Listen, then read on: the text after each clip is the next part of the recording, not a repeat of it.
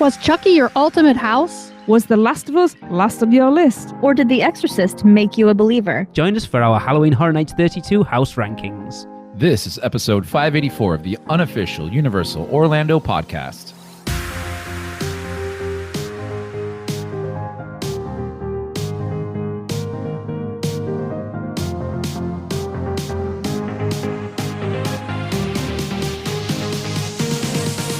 Hey everybody, welcome to the show.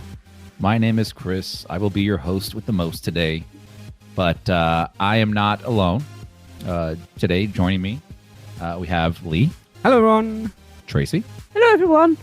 Oh, God, kill Lee, because for some reason he seems to have stolen my greeting. I've always said You haven't hello. always Yes, I said have. that. You go back and listen to the other 500 I'm not episodes going to of listen this to shit this we've one. Why done. would I go back and listen to any?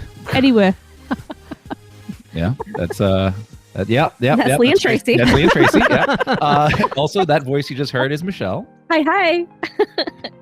And we have a special guest today, who you heard prior when we were talking about our house hype list, Laura. Hi, guys. Yeah, because Brian's not allowed on anymore, so we've invited Laura instead. Put him on a gag order, I think. Yep. We don't like Brian anymore. Oh!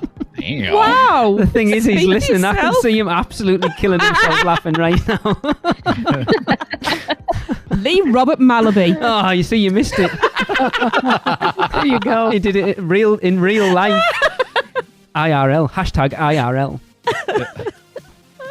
All right, let's not get too derailed here, guys, because I got yelled at for that already before. Yeah. So, as you heard in the title, we will be discussing, this is the big one. This is our house rankings. And then we're also going to have, once we get all the other ones in, we will have the official, unofficial Universal Orlando podcast house ranking, listener rankings. But for now, you're going to hear what we think here of these houses. And to start things off with number 10, Michelle, going over to you. Ooh. Oh, I'm sure this one is not a big surprise to anybody, and I will be quite disappointed if this is not true for everybody's list. My number 10 is Chucky, Ultimate Kill Count. Really? What? Wow. What? I know. didn't It's see that shocking. coming. Shocking. I was disappointed. They hyped it up on the Discovery Universal podcast Of course. about this whole sub story, and it did not translate. I went through it several times, and he was cute. Like, the little animatronic dude was super cute at the beginning. Yes. There were a couple of cute moments. Like, I loved his little feet sticking out from under the cabinet. I was like, but you don't want to go to Halloween Horror Nights to see a cute house. I shouldn't be saying it's cute, but it was cute. It was weird. And that whole section in the middle, when it opens up and there's the guy up on the staircase talking, some of the people that I was with were so confused. They were like, wait, there's more of the house? Is that guy part of the house? What is happening? It was just awful. We'll get It was there awful. later. Michelle, you had this at number 7 on your hype list. Oh yeah. No. Wow. Well, Lee, since you were just talking right now, where do you have this? What is your number 10? I love how he goes, where did you have this? Chucky. Yep. Funnily enough, I also have this at number 10. Oh. And I had this at number 8 on my hype list. Yeah, it was awful. I said on our hype list episode, I said this house would stand or fall on how good those puppets are. And that first one was awesome. And that's where it ended. Because the rest were terrible. Yep. And the story didn't come through. That meta story was cool in theory. In practice, Yep. it was very, very poor. Put it this way: the fact that it was the only house on our RIP tour that we only did once tells you a lot about it. Oh, that's true. I didn't even think about that. Yeah. It was terrible. Well, I mean, that's the opinion of two, Horror Nights veterans. Let's hear from somebody who it's their first event, right? What did they think about it? Laura, what do you have? Yeah, so What's your number 10, actually? Not what you think about Chucky, but what's your number 10? I don't know why I keep on doing it for this one, but you know what I mean. coincidentally, my number 10 is also Chucky. And it was actually also my number 10 on my hype list because I just don't like Chucky stuff except for the original movie back in the day. According to your hype list I have here for when you were on our show is number 9, Laura. Oh, okay. Well, on my notes, it's number 10. I guess that's what I did on my podcast was number 10. But that part that Michelle talked about in the middle was actually my favorite part of the house. I was really surprised when we went outside. I was like, "That's it. Oh, that was not what I thought." And then when we got to go in more, and it was better. I was like, "Okay, this is fun." I didn't realize there was going to be ever a time where I could go outside and then it would come back in. So that was surprising to me. Yeah, and that's the difference with us going through it for Blumhouse last year. We knew that section was going to be there. But it's kind of weird too, right? When that actor is not there, it's just like dead silence in between. Yeah, it was weird last year with the Blumhouse of literally nothing there. Yeah, it was very strange. Yeah. All right, Tracy, what do you have your number 10 at? Number 10, Dr. Oddfellow. You're lying. I'm lying, it's Chucky. Of course. We're going to get a clean sweep. Like Laura, I am not a fan of Chucky. I don't even like the original movie. I did like the TV I was going to series, say we did though. enjoy what we saw of it. So it did have a few moments that I liked. I really liked the opening scene as you walked in. That first animatronic should have set the standard. Sadly, didn't. Yep. Little bald Chucky. That was just. And that was obviously, we watched the walkthrough last night, and that wasn't meant to be there. And so obviously his wig had come off. What was the bit I was going to talk about? The feet. Oh, the feet was cool. The feet were cool. I don't know what the grammar is there. The only cool part in this house was the trigger, the guest activated trigger. See, where was that? It was right before the fireplace. Oh, There's the a big Christmas red section. button on the side that you push, and it makes the fireplace light up and have smoke billowing out of it. Okay. You see, I think by that point I'd checked out mentally. Yeah. I only knew it was there because Rich pointed it out. Yeah, but that's where I was going. My favourite kill from the TV show was in there, which was the hypodermics. Yeah. Oh, yeah. But it didn't redeem itself enough to move it any further up the list. In Tracy's drug-induced South Korean hype list, she had this at number 4. Drug! I don't know what the drugs. hell was going on with you over there, because everyone What? looked at your hype list and went, "What the hell is that?" My hype list was, I forgot, I've got 5 minutes, Yep. quick scribble something It down. was number 4. That But was you a don't funny even like episode to Chucky. I know. record because of where your rankings were. It was hilarious. I think you just rolled a D10 10 times, Tracy. Yeah, I know. Yeah, I think it was up there because it's tried and tested. I may not like the franchise, but you can't really fail with it. But then again, we've seen that time and time again. So yeah. Okay. Cool. I had Chucky at number 1. No, 10. Sorry, I didn't see the 0. 10. Yeah. Yeah, like you guys said, this house just. Where did I have it on my hype list, Lee? Was it not 10 before or no? You had it at number 7. Yeah. And the reason why I had it for 7, if I remember correctly, is because I was excited, or not excited, but optimistic to see how they would do like these puppets and, this character going around crazy, and obviously the hype up of, oh, he's taken over. So, there could be some employees in there or this or that. And yeah, this house just wasn't it. And that and like halfway through, just because I guess I was annoyed of the house, I couldn't stand listening to his laugh anymore. Like it was just blowing in your ear the entire time. And I know that's a Chucky thing, but still super annoyed by the time you get out of there. It's just like, yeah, got that over with. So number 10. Yeah, I think we only went through it twice. 3 times, I think. It wasn't much. No. It was the least of the house we did the least. Yeah. Yeah. Yeah. That also looks like the worst chant in history on our list on the screen. All right. So clean sweep there. Yep. No surprise. Number 10, Chucky. Now let's move on to number 9. Where do we want to go here? You know what? Lee, start us off. I'm interested to see where everyone else has got this, actually. Number 9 for me was Stranger Things. And I'll be honest, I struggled whether to flip-flop it with Chucky a few times. Oh, It was not. wow. It was not a good house. I think it was Gillian I was going through. We commented like, "Oh, there's not a lot of static figures in the houses this year," and then went through Stranger Things and went, "Oh, because they're all in here." Yeah. it was like, I think you and I talked about it, Chris. Like The Last of Us and Stranger Things were your promotional houses this year. That's what's bringing people in. And yet there wasn't a ton of actors in that house, I didn't feel. There was a lot of static figures.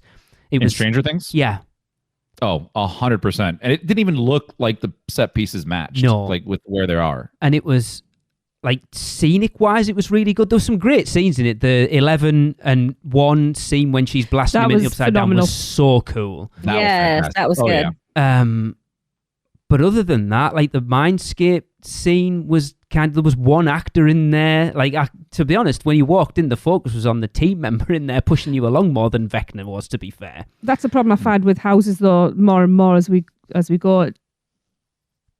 It seems to be there's just team members that are too visible. Yeah. And it pulls you out too much, or the stood in front of information that you need to see that's part of the set. They really need to sort that out. Sorry.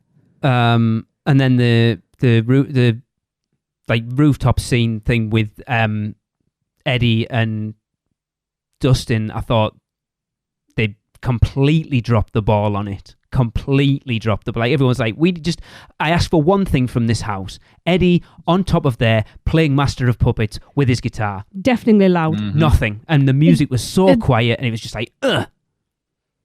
Yeah. Did they ever fix that, like, later on in October? No. Did they ever have him playing the guitar? Not as far as I'm aware. No, because I still saw people complaining about it on other pass holder pages.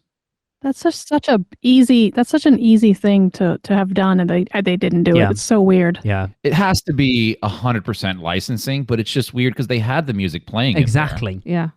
So they maybe couldn't have him pretending to play it. Maybe. But they still could have had it blasted. But then for me, Metallica. then just don't do that. Yeah. Don't do that scene then. And I'm sorry, but you needed more than 3 bats. Yeah, it just, yeah. And I had this at number 5 on my hype list. No, I didn't. Okay. I had it at number 4, sorry. Oof. Even higher. Yep. All right. Laura, where did you have this? Or where'd you have it number 9? What did I have at number 9? Yeah. At number 9, I have The Last of Us. Okay.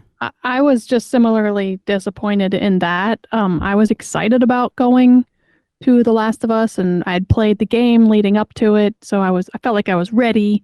I was very familiar with what Pittsburgh should look like, and I got there, and after like that first room, which did look very much like the truck crash scene, like after that, it didn't recognize anything. And I mean, yes, the costumes were awesome for the bloaters and everything, but I was just disappointed in the house as a whole. Okay. We will talk about this later, I am sure. Yeah. Or right now, because I'll go in and I'll say Last of Us. I have it number 9 as well. Wow. I did not think you would have it that low. It was swapping between 8 and 9. How about that? So I agree, Laura.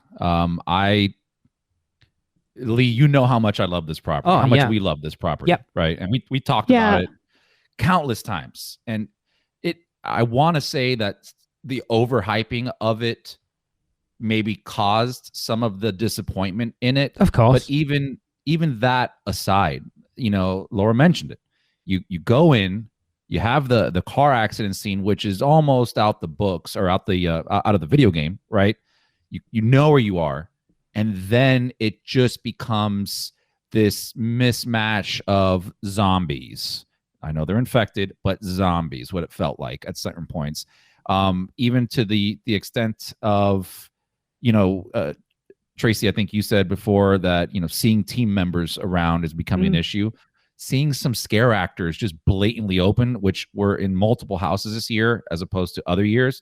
There was that one that looked like Michonne just standing out in the open, like you can see him from far away. It just did not do anything for me there. Was that the outside portion? The outside. Yep. Yeah, with the burning bodies. Yeah.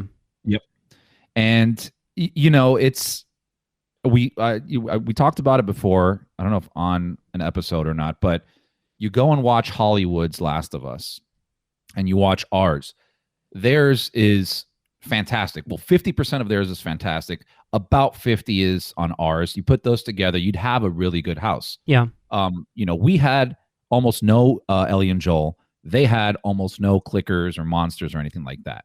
We did get some bloaters and things there, but it wasn't enough to send home, this is The Last of Us. So I don't know. I think they also dropped the ball on this one too. It's even the clicker noise, one of the most identifiable, noticeable things in the game.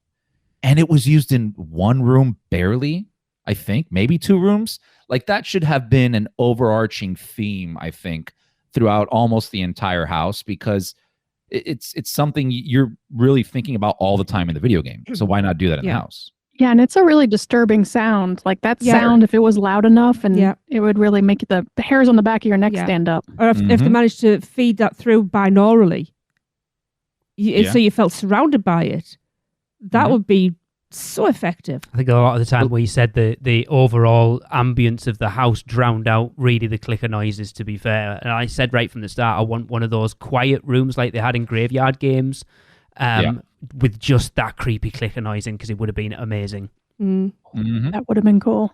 Yeah. Especially if it was pitch black. There were good parts to it. I'm not just knocking everything down on it. I love like when you're putting the mask on, or you see Joel putting it on, you're going through the bathrooms, and it's like the bloaters. Like I thought the monsters looked pretty good. To that extent. There was even, I think, our first or second run, which is one of the funniest things, was the bloater like came out of his scare spot, and the girls, I forgot who, I think Alexa and somebody else, they were in front of me, and then they were like, he was like scaring them, and they ran. And then he just kept on running after them. Like he was not supposed to leave that spot, but he was messing with them. I thought that was awesome. But yeah, just not enough to live up to the franchise it was trying to be. And I think that hurts it from a ranking standpoint. And you had this at number 1. Yeah, I know. Wow. And again, I went through this house the first time. I'm like, okay, it's not bad. But after going over it multiple times, I saw the flaws that other people were mentioning. And my main thing was I just wanted to feel like I was in the game, and I got that a little bit, but then to a certain point, it's like, but also it's supposed to be specific parts of the game, and I'm not getting that either. Yeah.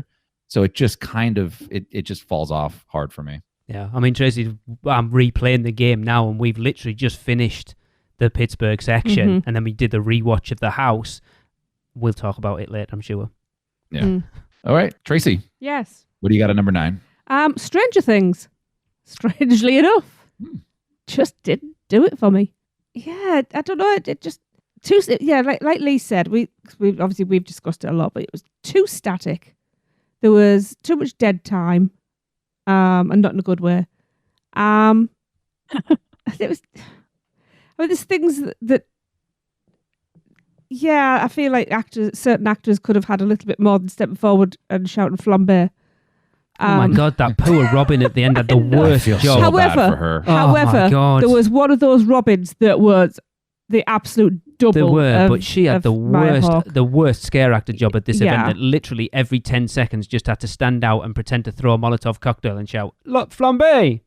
And it was like back to back. Like there was not even a gap in there. Yeah. It was just over and over. Yeah. I feel bad for her. Yeah. I'm trying to think if there's anything that actually stood out to redeem it. Maybe this should have been number 10, thinking about how I spoke about positives of Chucky. It suffered from exactly the same thing the house of 2019 did. Like we said, there wasn't enough actual actors moving about in there. It needs to be a lot more kinetic than it was. I did like the massive Vecna. Really? I thought that was terrible. I quite liked that. Not that I noticed it the first time I went through, completely bypassed that. How, I don't know, but I can't really say anymore. For me, after going through once, if I hadn't gone through again, I'd have been fine. I agree with you, to be quite honest. I mean, put it this way, when we did our live recording for our episode while we were there, and we were doing live reactions coming out of the house during our RIP too, I think we talked more about that house than any other that night, and all over it. Yeah. The length of the line, you didn't get a payoff at the end for waiting that long. No. Yeah. No. Yeah. So what did I have that at? You had this at number 6. Okay. You're not the biggest Stranger Things fan either, though. I was. I just think the franchise is just getting overstretched out now. See, I'm probably as high on it as I am as I've ever been now, because I rewatched all 4 seasons going into the event. Yeah. Which is why it was as high up on my list, on my hype list as it was. But anyway. All right. Michelle, what do you got at 9? Okay, these next 3, 7, 8, and 9 are very interchangeable for me. But my number 9 finally landed at The Last of Us. And I have the opinion, I have a fresh opinion of it because I do not play the game. I've seen the show, but I have not played the game nor finished watching the walkthrough of it. I actually could have put it up a little bit higher because I thought the costumes were phenomenal. The masks, like of the clickers and the bloaters, the costumes of the bloaters were great. I had a few really fun, like memorable experiences in this house this year that will stand out for me. One of them was with Alexa when the bloater got us really good. So I had some fun moments, but overall, all of the things that you guys already said rang true. Like it wasn't really scary. I feel like there could have been a lot. I feel like it could have been scarier for sure. Like the content that Last of Us has, especially the show. Yep. I know this is based off of the game, but it's still very similar. The content is there. So I just don't know why they didn't like go out with it full force. I don't know, that it didn't make much sense to me for that. And it 100% was not worth that wait. No, it wasn't. You're right. 2 hours we waited for that thing for that first night. No way is it worth that wait ever. So yeah, Last of Us. It is crazy though. I mean, you see people loving every single house there, but a lot of people liked it. Yeah. Oh yeah. And things. Michelle had this at number 3 on her hype list. Yeah. Yep. Yeah. We all have to face disappointment sometime in our life, right? Yeah. It's usually at Halloween Horror Nights. Well, and it's funny that all of us, all the IP houses. Yeah. Yeah, well, all of us put the top 2 headliners at the bottom. Yeah. No, I haven't got it at the bottom. Neither's Tracy. Well, towards the bottom. Well, not towards you have a Stranger Thing. We have a Last of Us. Oh, that's what I'm saying. Like our number 9 are the 2 top headliners. Yeah. Okay. Yeah. Yeah. But is that a Horror Nights fan thing potentially? Because we don't tend to lean towards the IPs as a rule anyway. Yeah, but this one's a weird one because these are like, it's not just like 2 IPs. It's 2 of the largest IPs out there. Yeah, and relevant. It's not like they brought Jason in, Yeah. Or it's just it's an odd one. It's very odd. It is. Cool. Let's move on to number 8. Who hasn't gone first yet? Tracy, have you gone first? No, Michelle? Yeah, I'll go first because my number 8 is Stranger Things, surprisingly. And I figured I'd go ahead and jump in since we've already been talking about Stranger Things. Anybody who listens to this podcast knows I am a huge Stranger Things fan, and I actually liked the last iteration of it at Halloween Horror Nights. The house? Oh, okay. I was fine with it. I think you had your number 1 that year. I think I did. This one was awful. There's only one redeeming factor for me in this house, and that is the part where you see Dustin up in the upside down, like up above you. Yeah, that was pretty cool. But again, just static figures. There was no super cool. There was no movement to it. It's quite difficult to have an actor walking on a ceiling. No, but though, you could have had somebody down, like on the floor, doing something. There was nothing. You literally just walked through it. I don't want to walk. It's just anyway. It was a static figure, but it was still very, very cool. It was. And that's really the only reason why it beat out Last of Us for me. There was no actors, none. I couldn't believe it. That room that we walked through that had the coffin and the old lady jumped out. Like, what the hell was that? I mean, random ghost lady. Apparently, she's the lady from the car wreck. Fred, yeah, it's the kid. So the news. See, I don't even remember this. So Fred from the newspaper that Robin. Yeah. Was it Nancy? No, Nancy was working at the time. He had a car crash and like ran away from it or whatever, and she was the woman who died in the car crash. Wow, that's reaching. Where'd you see this at? I've heard it. A few people on a few podcasts have talked about it, and apparently that's what it is. I'd be very curious where they got that information, because we got ours directly from Rich, who told us that is not anybody. Okay.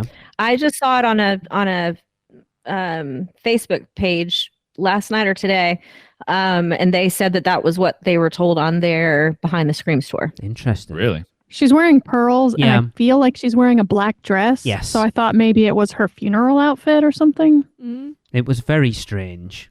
See, because on the RIP tour that we did, when that came up, the second one, we asked Rich, and Rich has the guide of every single house. Like, creative writes down these notes, so he knows everything about every person in there. He goes, let's find out who that is. He goes to the house, goes to that part. It just says like zombie lady. Zombie lady, yeah. Okay. That's it. Weird. So I'm curious. I don't know. Just came up with fanfic at this point. Yeah. It was just it's just a weird scene. Like, it was a huge room. That room sucked. There was nothing in there but a casket. I think that And was there was nothing else. I feel like that for a lot of the rooms in that house, to be fair. Yeah. Think that was the theme. It was so weird. And why? I don't know. Vecna showed up right at the beginning in front of Max's house. That was like weird. And then I don't know. It was just weird.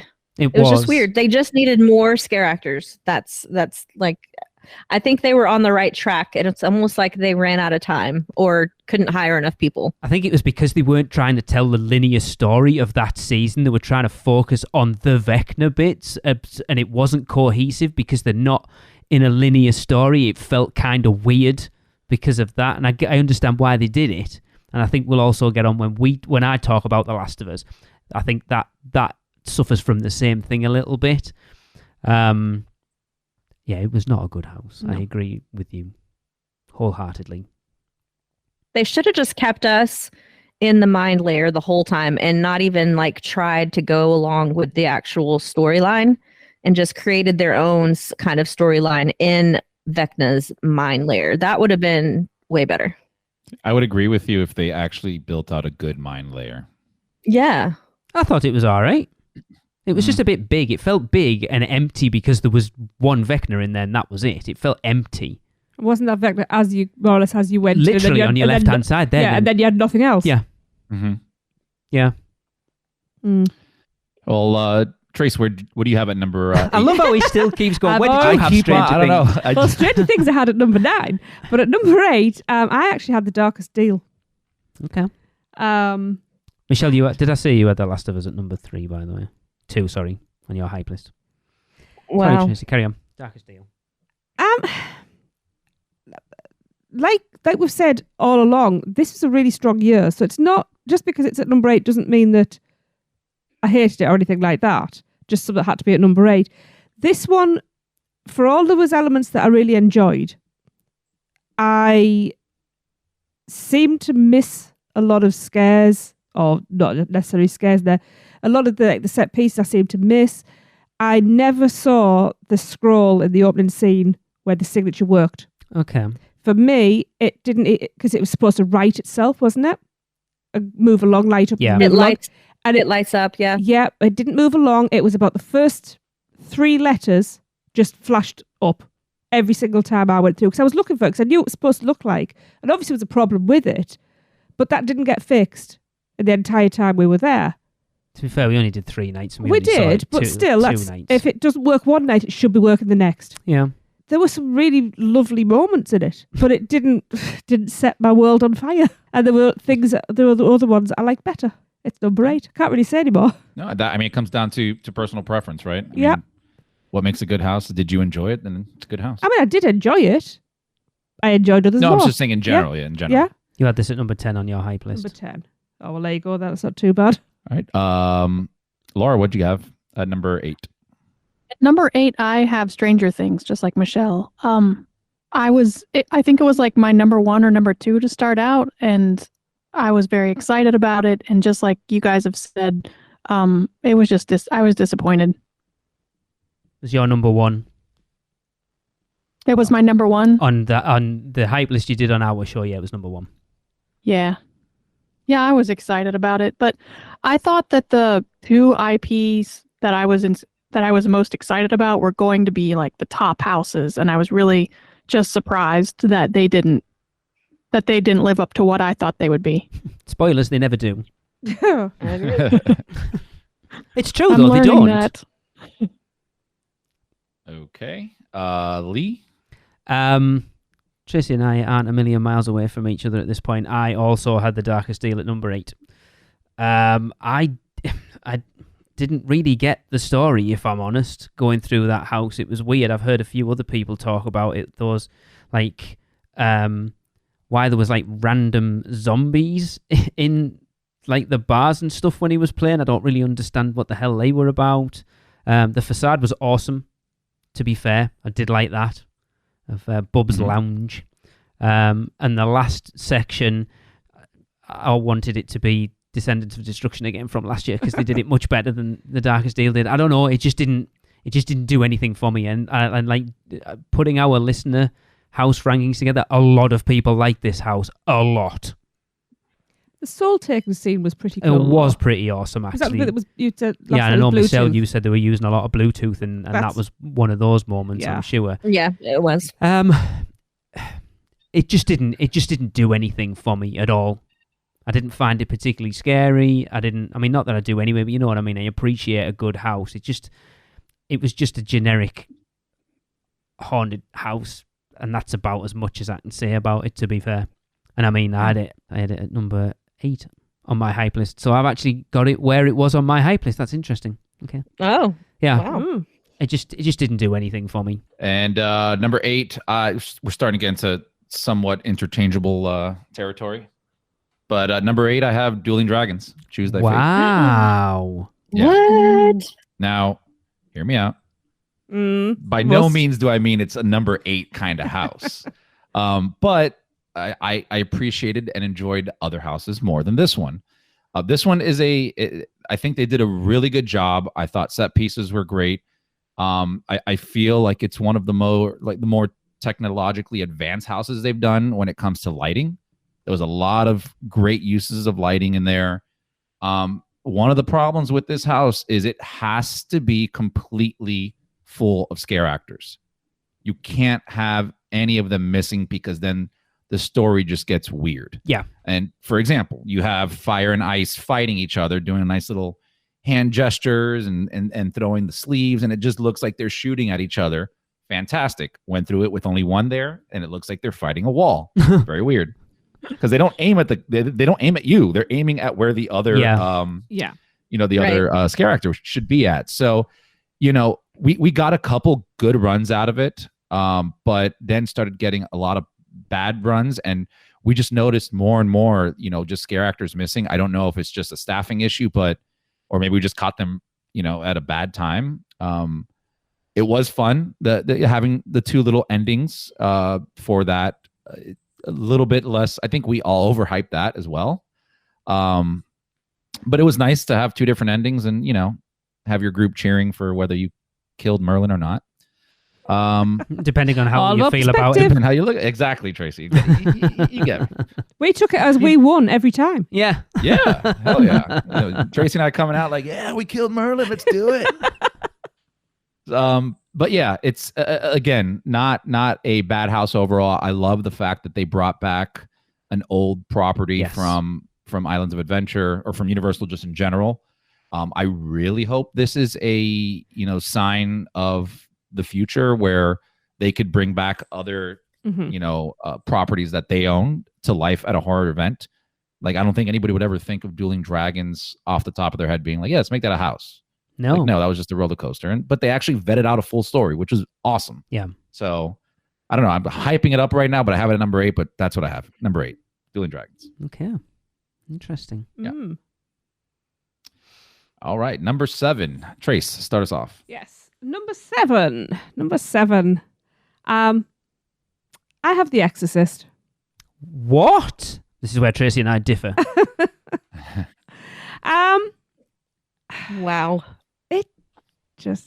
Okay, right. So Yes, To preempt, let's embarrass Tracy a little bit here. It's not embarrassing. I completely missed the mark first time, and I went. For some reason, it slipped my mind that it was about the new movie. So I'm walking through, going, "This doesn't make any sense. What the hell's going on?" Says to me, "Why is there two of them? Why is there two in this room?" And then Lee was like, he reminded me, and I was like, ah. So the next time I went through, it was different, and I appreciated it more because at that point it was my number 10 because it just didn't do it for me. Still didn't really do a lot for me because while it was quite populated, and it was, there wasn't a lot going on.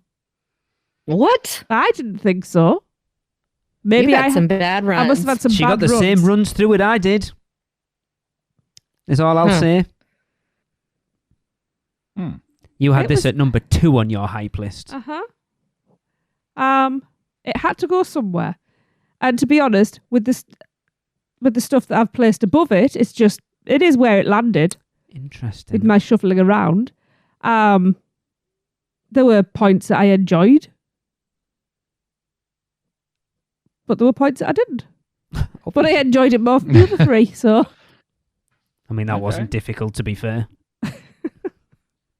Yeah. Here. You were with a large group of people. Maybe Lee was like in a different part of the line than you, and you were missing some of the scares. Perhaps. We definitely went through it together at one point. We did. Because obviously... Did you? Okay. The first time when I didn't get it. Yeah, and I was like, it's the new film, not the old one. Yeah. Oh, yeah, that makes sense. Let me jump in real quick. This is also my number 7. Oh my God! Thank you, Chris. What Thank is you. going wrong on with you guys? But again, this is a very difficult list because I'm going to give you praise about this house right now, not even take away from it. I enjoyed this house more than I thought I would. I don't think I was very hyped about this house before, just because it was The Exorcist. Number 8. Yeah, there you go. So it's pretty close. But honestly, I felt like this house was more of a traditional haunted house rather than a Horror Nights house. And what I mean is, like, it actually felt like a haunted house. There was a lot more scare elements in there. There was a lot of things, at least for me, a lot of things going on. Didn't care too much for the opening scene or the opening, room. But I get it. They're trying to set a story of a movie that no one's seen. I thought the scare actors were great. I thought the 2 girls, whoever played them, I've always saw them do a really good job. I saw them changing the way they scare certain times. The other thing was the smell when you get inside of that room. Yes. First time I've ever smelled poop in it's the first time I've ever had proper smell in a Horror Nights house, and it stunk. Just want to point out, they've used that before. I forgot which house it was, but when I smelled it, I go, "Ooh, we got that good going on here." I just want to say that room, only once did I get the scare actor step out from behind the door. Really? Only once. Yeah. You had to have gotten a bad run then, yeah. Because I mean, I got fantastic. I got scared. Like, they came out all the time from there. The girl sitting down, like, they all did a really good job. I also love the way, that room, you go in once and then you go into like the second version of it. Like, I thought that was pretty cool. It's nothing like that. I like other things about other houses more, and so that's kind of why it's sitting at number 7. But yeah, it wasn't a bad house. I thought they did a really good job at a house that I didn't have much expecting for it. So, wow. Yeah. Let's see. Number 7, Michelle. What do you got at number 7? I've got The Darkest Deal there. Okay. So again, 7, 8, and 9 were very interchangeable for me. Darkest Deal, the only reason why it landed higher than Stranger Things and Last of Us was because I went through this one on my Behind the Screams tour, so I did know the story a little bit better, and I did know some of the set pieces and things and understand them. So like the zombie looking people, those were people who had already had their souls taken by the collector. I loved the signature thing in the beginning. If you got to see it, I was lucky enough to get to see it almost every time, except for when I went through in October. He wasn't even holding anything, let alone it light up. Wow. And I don't know. I assumed it was because of all the rain, but I don't know why that would have anything to do with that. But I don't know. I haven't been a big fan of the storyline since its inception, since its announcement. It moved up my list a little bit because the scares at the end of the house got me every damn time. So once you were past the bar and everything, the one in the piano got me once, which was really good. That was a and good once one. you got past the bar scenes and you were actually like into hell, the one devil collector looking guy that's at the very end of the hallway and he just kind of blends in. You're getting scared from side to side and not thinking about that guy. He almost looks static or like you don't even see him at all sometimes, depending on the lighting. And he got me every dang time. So it had some good scares, but the storyline was not my jam. You had this at number 10 on your hype list. Yeah, so it moved up a little bit. Yeah. Lee, what do you got number 7? My number 7 is The Last of Us. I was very, very disappointed with this house. Chris, you said the one thing you wanted this house to do was make it feel like you were walking through the video game. And apart from that opening scene, I never felt like at any point I was walking through that section of the game. And I played the game prior to going. You're an encyclopedia on it, dude. I know. I even went and played that Pittsburgh section again before I sat down and recorded with Michelle, Kenneth, and Maddie for Rush of Fear. And I'm currently playing it again for Tracy. So I've played that Pittsburgh section 3 times in the last 2 months at this point. And there's a couple of bits I've kind of gone, oh, right, now I see where that is. But for the most part, it doesn't feel like anything from The Last of Us. Well, you still can't place the bit where it's like the mechanical. There's like a body on the, you can't place like that at all, twitching. can you? I don't know where the hell that's meant to be. Chris, you and I talked about it with the infected that are on fire. Why are they on fire? There is no point in that section where any on fire. And Tracy pointed out when we watched the walkthrough last night. Yes, you can hear breaking bottles. So I think the Molotov cocktails are being thrown at him. But it's a stretch to think. Because one of the that's buildings only because is on I've been fire. watching I you can tell play. you why. Go on. It's because they bought too many of those red chest plates for the fire in the dragon's house. Maybe. And just slap it on these guys. It just, I think because, again, I understand why they chose the Pittsburgh section, because to have tried to have done the whole game would have been too much. But then that Pittsburgh section, it's actually huge as well. Yeah. Like, there's multiple locations, and it kind of went from one to the next one so quickly with no kind of lead in. So you went from that checkpoint in the town to the tunnels, but with no kind of lead into it. It was very strange. And then, like you say, there was hardly any Joels or Ellies in it. They were all at Hollywood. I wanted more spores. The spore bit was cool. It wasn't long enough. The bloaters were cool. Again, we said, well, I want that clicker noise to be pervading that house so much through the entire thing, and you just couldn't hear them because the sound of the whole house was just too loud. I mean, I'm obsessed with The Last of Us and have been since the TV show. Well, I wasn't so much when the game came out, and it's only since I played the second one and then TV show came out, and then I've replayed the game sort of 1.5 times at this point that I am completely obsessed with it. So maybe my expectations were way higher than they should have been, because I had this at number 2 on my hype list. Question, that guy that was on the table at the beginning, that is Joel. That second scene. That's Joel, right? Yes, and it's terrible. That is what my Behind the Screams tour guide said. Someone explained to me where Joel is on a table doing that at any point during that Pittsburgh section. Is there a part where he thought he was dead or something? And because it says in it, oh, he's alive. No. Not in Pittsburgh. The only bit is when that's the problem. The only when he jumps, when they jump off the bridge potentially, but it's they jump off the bridge into the river and then get dragged up on the shore. That's the only bit. Certainly not on a bench. Maybe. Okay, so maybe that would make sense probably because I don't know why you if he was drowning, why you drag him to a building to like save him. But if I remember correctly, that mannequin had like some kind of mechanics on it where it made it look like he was like choking or like coming up maybe from drowning, but it would make no sense. Like, but he's on a table. If that was the water, why would you just save him there?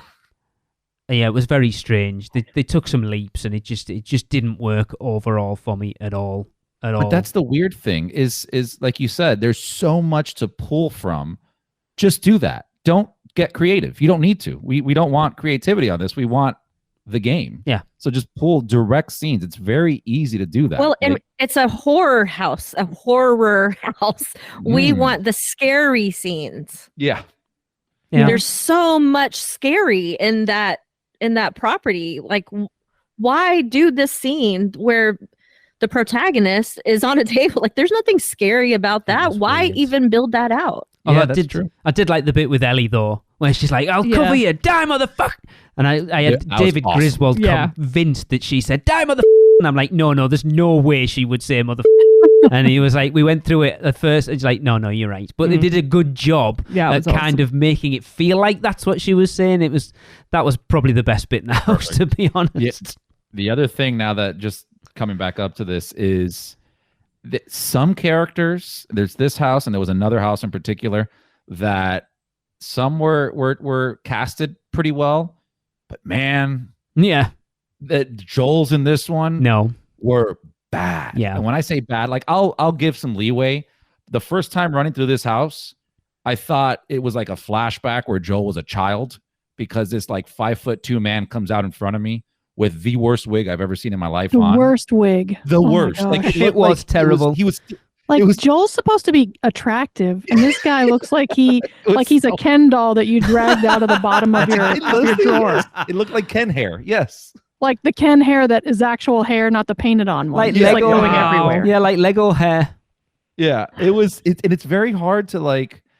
I don't know if especially, and it's not a knock on like being short, but Joel's not short person. No, and they're using very short people in this thing, and it was very odd. Like the casting was bad. Now again, and I know they have a larger pool to pick from in Hollywood. Yeah, but God, the Joel's over there and they're fantastic from what I saw online. I just think they could have done a little bit better at, typecasting a role, especially one as much as identifiable as they are too. But it's difficult, isn't it? You can only cast whoever auditions. That's the problem. Yes. Yeah. So maybe they were the best of a bad bunch, maybe. Maybe they needed the taller ones, the bloaters. Because can you imagine having a short bloater? That just wouldn't have worked. There was one I saw, but I never saw him again after like one run through. Yeah. You absolutely right. It's the teenager. Yeah, you're right about that, Tracy. It's not just bloaters, but lots of tall people they needed for lots of parts. Yeah. They probably couldn't waste them on Joel. No. Yeah, well, we'll get to where they wasted them on later. Wasted them on? Well, another house that had a similar problem, but we'll get to that later. Interesting. All right, Laura, what'd you have at number 7? Yeah, so at my number 7, I also had The Darkest Deal, like Michelle. And I would say that this is getting into the houses that I really, really enjoyed. Like, I'm not disappointed in this house. It's just there were a lot more that I liked more than this. But I wasn't that excited about The Darkest Deal in the first place. And when we went through, I was like, yeah, this is great. This is cool. I really enjoyed the scene where it was the collector and the guy on stage at the same time, and he actually like gets him then. I loved any scenes where there were two actors interacting with each other in a house. So that part I really liked. But overall, this was my number 7. Yeah. Okay. That's about as much as you can say about it, really, isn't it? Yeah. Okay. Who has not gone first yet?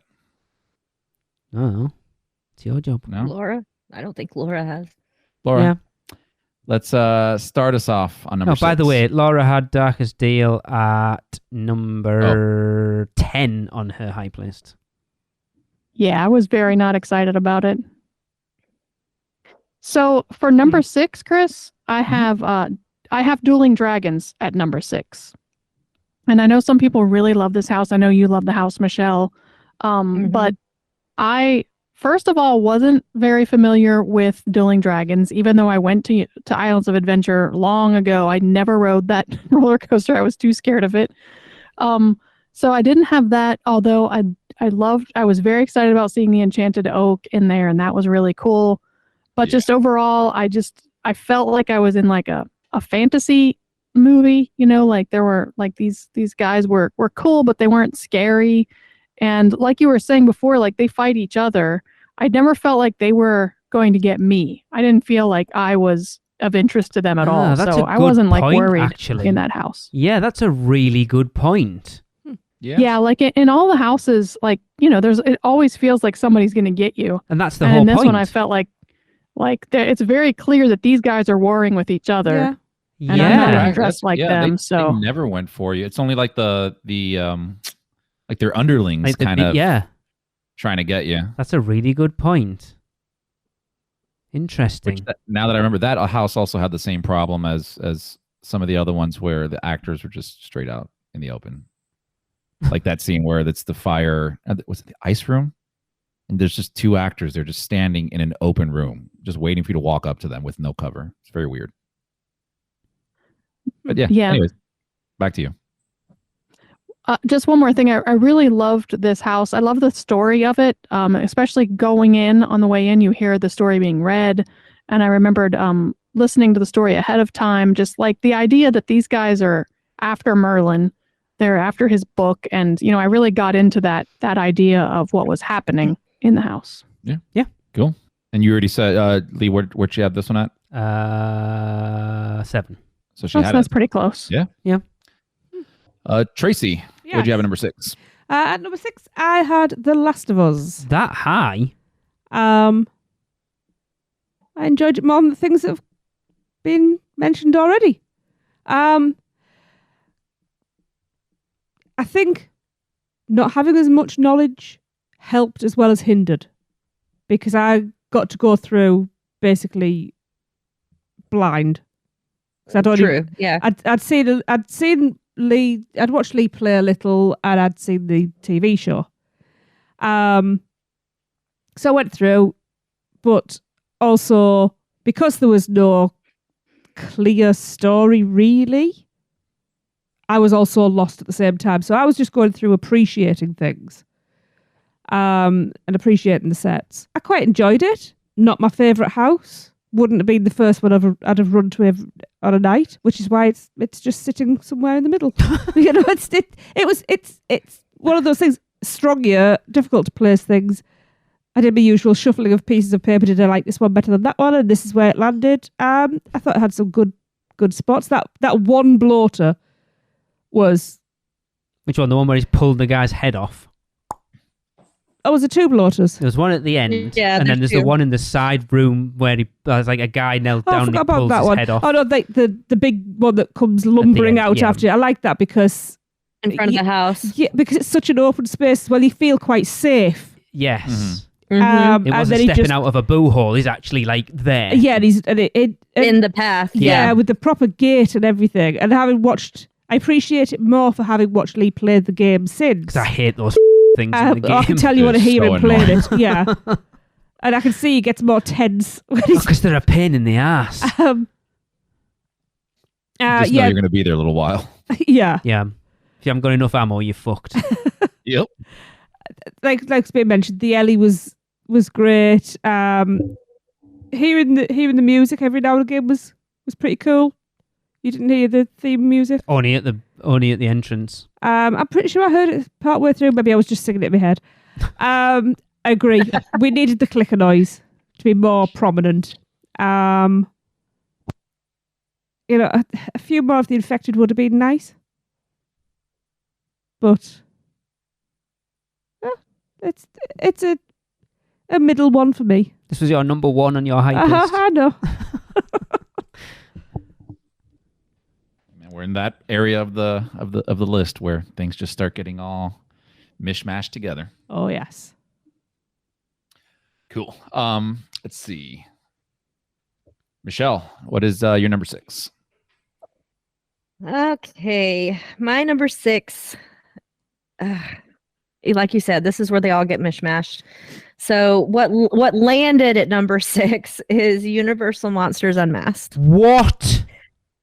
I knew somebody was going to be upset about it. No, I'm not the only one. Don't get me wrong. I love this house, wrong. but again, I just loved others better. Jesus. It's like you just told Lee off right now. I think you did. Did you just say she pulled me off? No, told you off, dude. Unless... I heard that as well. Oh, okay. I did too. Oh my God. You can take her for this episode, Lee. All right, there you go. Okay. No, I love the house. The thing about this house that put it down this low was the whole Phantom section. I did not like that entire section. There were a couple of when we actually saw the Phantom, he was cool, but there was just so much of that section that was nothing but curtains. Literally, we were just walking through curtains and more curtains and more curtains, and then there was curtains with a little chair holding a door closed, and the door was jingling, and then there's more curtains, and then there's an opera seat up to your right with blood all over it.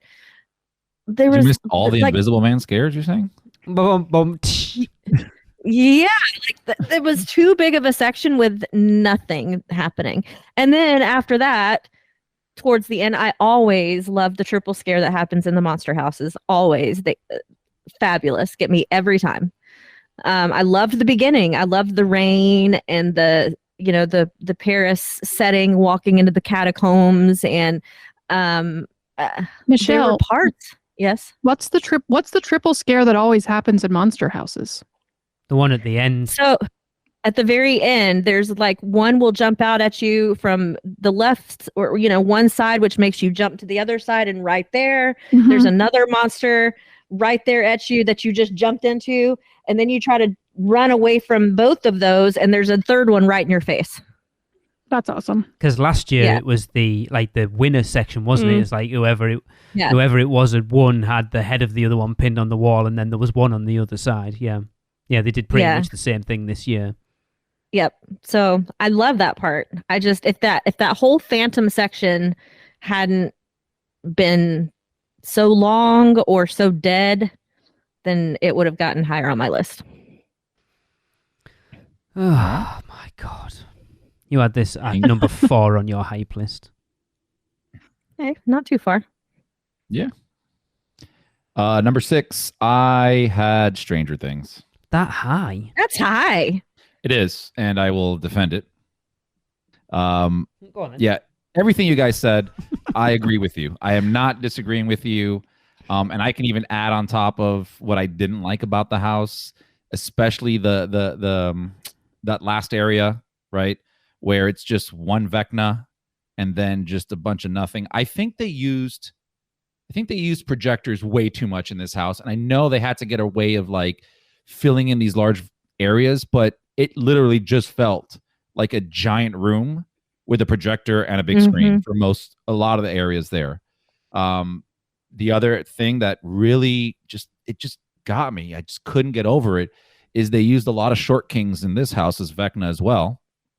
And so one Vecna came from behind the clothes and puts his hand in front of me, and I had to look down a little bit. And I'm not a super tall guy, but I'm like, this is not scary to me. I need a scary Vecna that looks down on you and puts his hand over you. You know what I mean? Yeah, he's supposed to be imposing. Like in the show. Yeah. So that was bothersome. So they could have definitely done a lot of different things to make this house better. I think what brought it up for me so much is I love the franchise. I love Stranger Things. Especially when season 4 came out, I just rewatched everything, and it's even better, right? And I'm also a huge fan of noises and music inside of film and TV.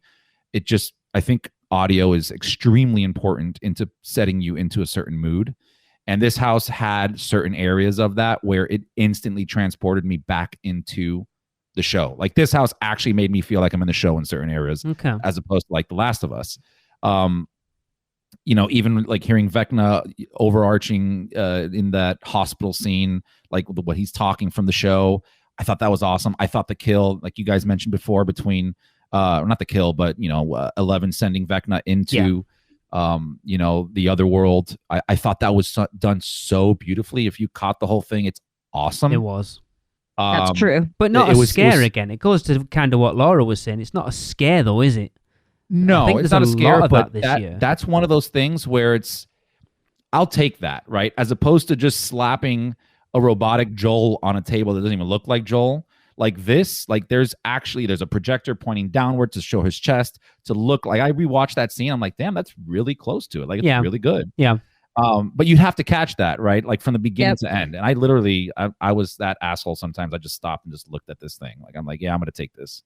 I just think they did a good job overall on that to bring it up higher. Also, going back to the Eddie thing, like that was just upsetting. Like not having him on the guitar, as you guys mentioned before. It's insane. Like that's one of the biggest scenes in that show.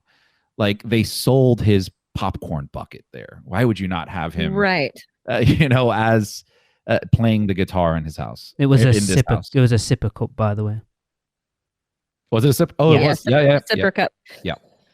Yeah, like either do the scene right or don't do it at all. Yeah, I agree with you.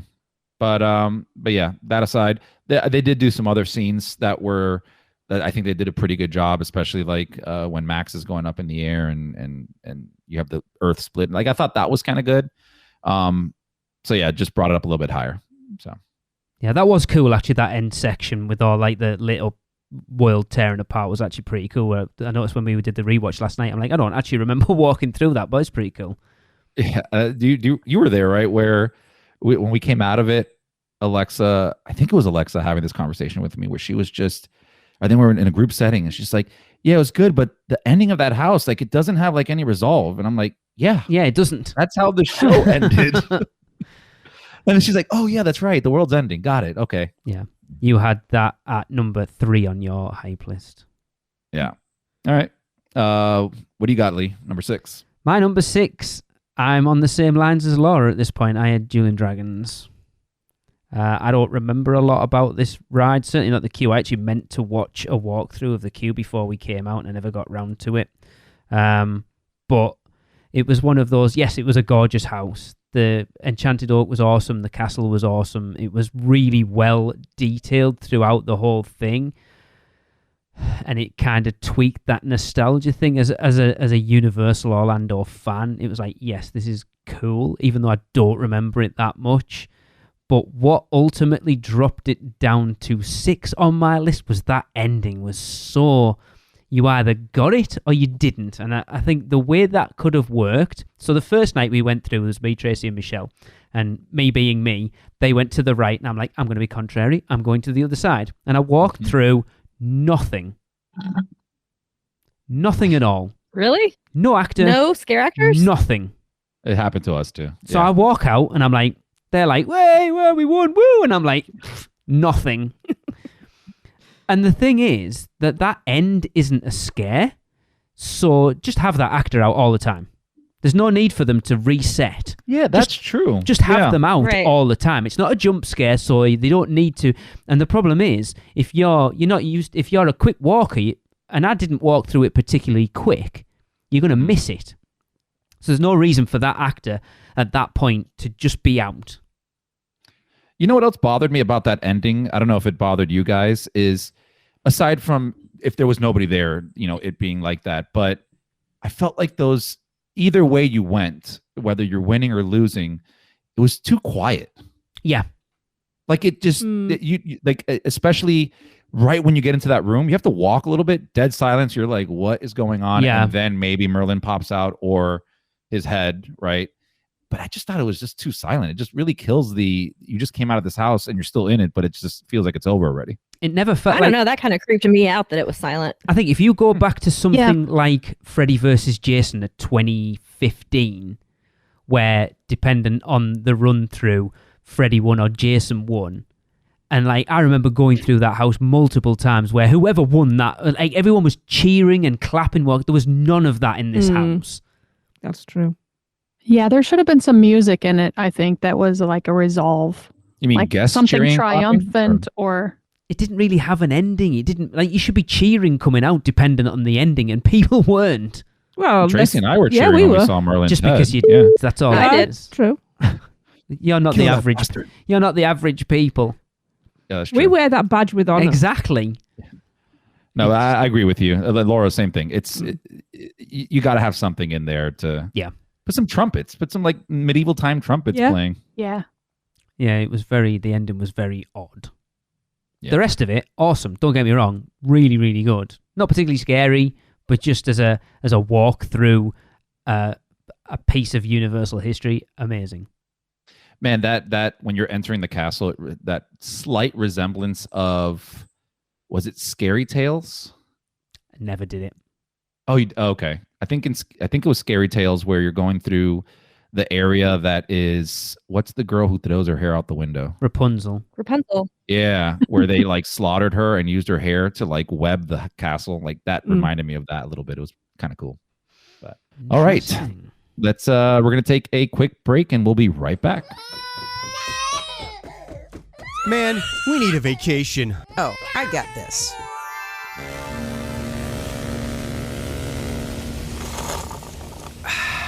Whoa, that's awesome. But I was thinking something a little more adventurous. Okay, how about this?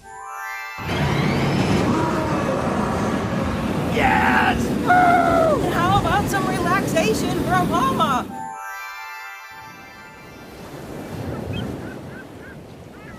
Oh, perfect. How did you do that? Easy. Portkey Vacations. For your next vacation, let Portkey Vacations take away all the guesswork and stress of planning. From air and hotel to theme park tickets and everything else in between, they've got you covered. Just visit PortkeyVacations.com and touch the Portkey to get started with your free, no-obligation quote request. With just one touch, and Portkey Vacations will magically take you wherever you want to go. All right, welcome back. So to start us off, number 5, Laura, over to you. So for my number 5, I had Dr. Oddfellow's Twisted Origins. This was the very first Horror Nights house I ever did. We did it late that night, that first night with you, Chris and Alexa. Yeah. I was terrified. I was also really tired because it was after like 1 a.m., but I was really scared, and I don't even remember a lot of the details of this house, honestly. I just remember that I really liked it. It was very scary. And I was so jazzed to learn more about or see Dr. Oddfellow, in any of his story, because I felt like I'm way behind the times, like 20 years late in knowing about Dr. Oddfellow. So 30 years late. So I was excited to go to this house, and I really enjoyed it. Okay. Nice. Yeah. Okay, let's see. Michelle, number 5. All right. I also have Dr. Oddfellow's Twisted Origins. Whoa. Again, a product of just where it landed. I loved this house. I can't really say anything bad about it. I love the lore. I loved how claustrophobic it was.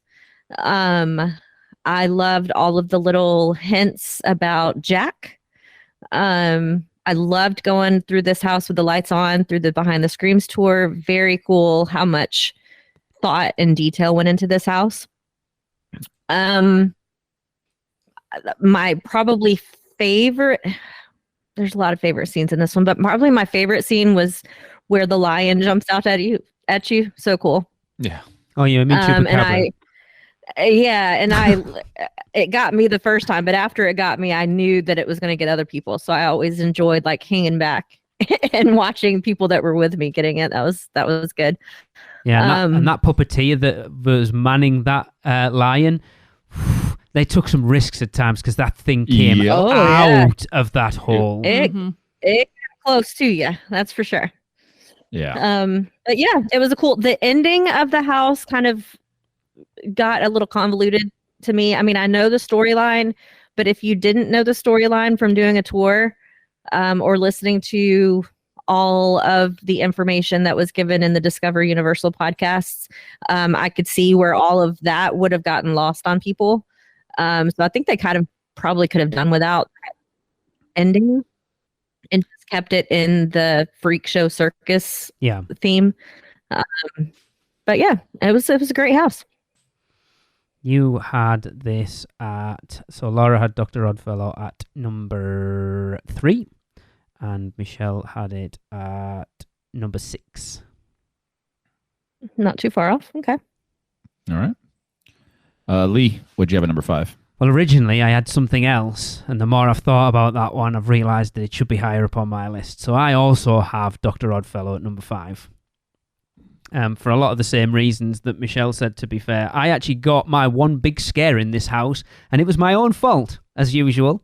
The scare with the guy getting his head cut off, so there's like the clown body and the guy cut. So I was hamming it up as usual, like clapping, hey! Not expecting him to come flying out. I myself. That's great. I wish I'd seen that. It was such a good scare, and I was quite pleased with myself. That is good. Yeah, because I let my guard down, so I wasn't really paying attention. And I had this quite low down on my list. I think I had it at number 6, so not too far off. The lion section was cool. There was like a double whammy there as well, because I think the lion came out, and then was that the Minotaur came out of the corner? Yeah, that was super cool. But it's 2-2. Honestly, this is high up my list as well from an experience, and I'm going to call her out. Going through Kelly Wood, her first Halloween Horror Night house ever. She came in straight off the, literally, airport, checked in a hotel, came straight into Universal, came straight to the back of the park, and we went straight into Dr. Oddfellow. She was crying coming out of that house, bless her. If you go back and listen to our live episode from the parks, I put the clip of her reaction coming out. She sounds utterly terrified, and I was trying to... I was being a complete as well, because I was trying to slow down, because she was behind me. So I was slowing down, and she was don't slow down. She was shoving me in the back. Oh, wow. Yeah, really good house. But again, it's fallen this low because the 4 above it, I just think are better houses. This wasn't a bad one, but there's 4 better. Yep. Okay. All right. I'll jump in here. Number 5. And again, we're at the top 5 now, which, again, a lot of interchangeability here. But number 5, I have Monsters Unmasked. I thought this house was amazing.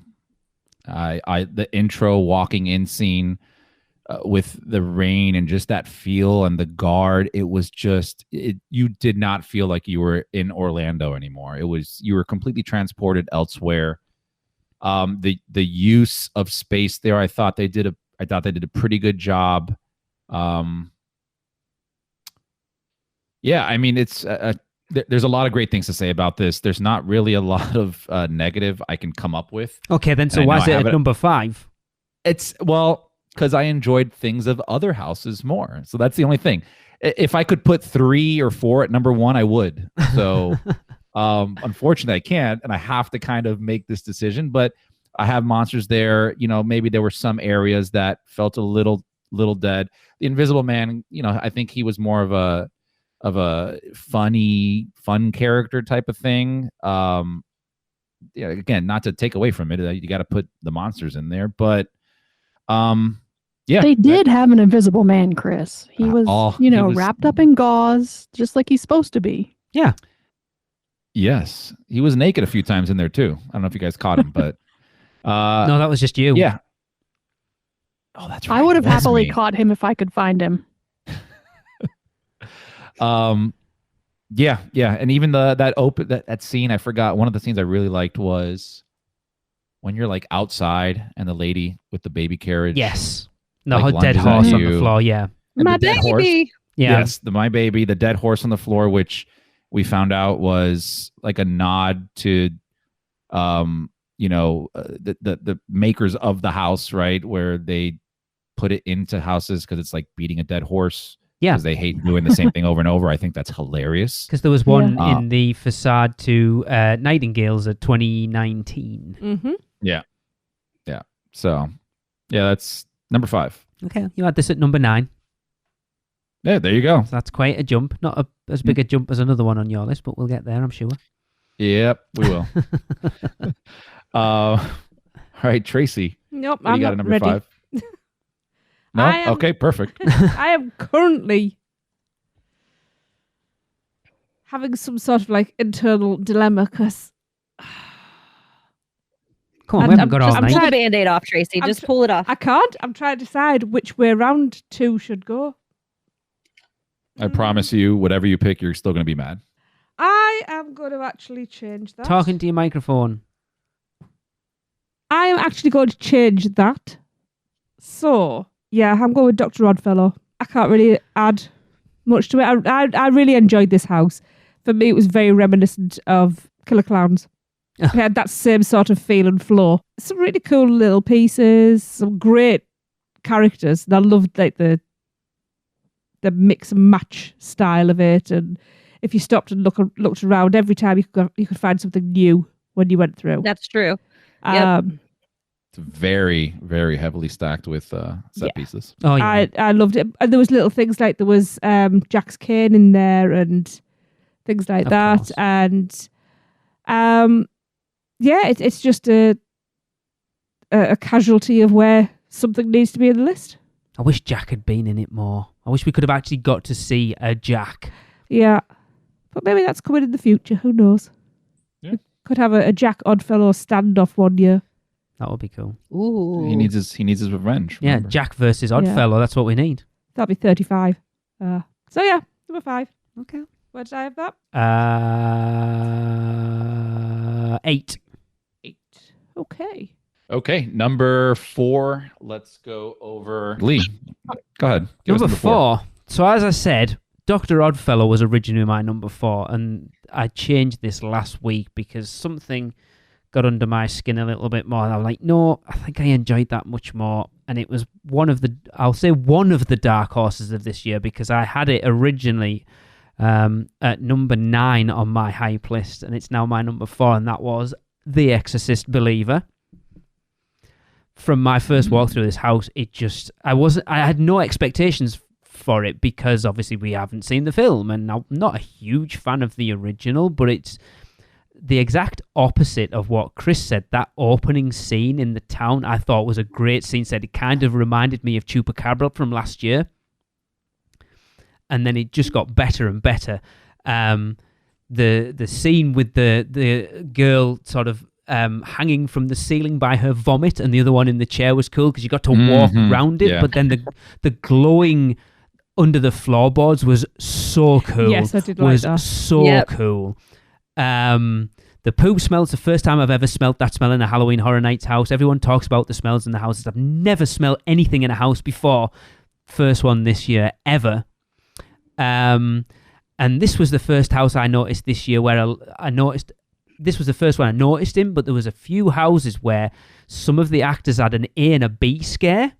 And I think, Chris, you and I pointed it out. I think Monsters happened. I think it was The Hunchback, where there was one where he just kind of leant out and kind of stared at us and then went back in and then had like a proper jump scare. It was the same in this, the girl behind the door. There was one point where we went through and she just kind of leant out creepily behind the door. Yeah. And then went back in. But then another time, he did like a proper jump scare from behind the door. That one. Yeah. Well, the same thing with the girl sitting on the chair too. Like she would change up her stairs. I had no interest in watching the film. We still haven't seen it, but this made me want to see that movie. It did such a good job of what it was a living trailer for that film. It did such a good job because, again, I had no interest in it whatsoever. And that first run through, I'm like, that was really good. And then the more I went on that. Through it, I was like, that is a really solid house. Yeah, loved it, honestly. I definitely missed out on some things in there. Yeah, you did. Well, you still got a few more days to come back out. Yeah, that's true. I did say to Lee on Friday, we could have been travelling there for the weekend now. Yesterday when we were watching them. That was reminded you again. We could have been there this weekend. Man, that's commitment. I wanted to jump in and go next because I also have The Exorcist at number 4. And now we're in the top 4. Like I am in houses now that I was very excited about, like that I absolutely loved. And this one is one of them for sure. I loved the beginning scene. Like, I thought it was a great setup being in that market, and it was just so like not scary. I felt like it was just like a setup, like getting you ready, getting you like the scene set for you. I just felt like all of the girls were terrifying. I loved how, just like you said, that sometimes the guys were too small, Chris. The fact that these girls were small was really cool. Like that you really could believe that they were kids. I've always felt that, like I told you guys before, like I didn't even want to do this house. I was so scared, and The Exorcist scares the crap out of me. So I absolutely loved this. This is one of those houses that like 3/4 of the way through it, I just wanted to transport out of there. I was so like overwhelmed with scared. I was like, I am done, but I have to keep going because I got to get through here. I loved it. Lee, what did she have this one on her hype list? Number 8. Oh, wow. Yeah, because I was too scared of it. Yeah, well, when we talked to you, like you messaged us. I remember you messaged us the weekend you watched that trailer and went, "There's no way I'm going through that house." And we were like, "There is, but whatever." Yeah, I saw it in the movie theater, and I could not. I had to close my eyes and put my fingers in my ears. I did not even want to see or hear that trailer. I was so scared. But Universal did a great job because all 4 of us went to see that movie together. Like we literally went to see a 30-year-old franchise movie again. So I guess it's been 40 years now. I'm glad you said that you saw that because I've seen it too. And the setup in the house, like when you first walk in, where is that in the movie? There's nothing like that in the movie. I guess it's supposed to be Haiti where they are at the beginning of the movie, which even in the movie, it doesn't even make any sense. Like there's nothing that really plays back to that them being there, except for maybe that she got a special blessing for her unborn child at that time. But other than that, like it didn't really make a lot of sense. No, it didn't. That was my only question about that. Well, Michelle, what do you have at number 4? Number 4 is Dueling Dragons. Wow, I expected you to have that at number 1, if I'm honest. Well, it was a number 1 on my hype list, but it got knocked down, surprisingly. So, and for the same reasons that you guys had it down low on your list, that it really wasn't scary, like at all. And if you didn't have the full actors in there and you didn't hit the spots, then it wasn't a good house.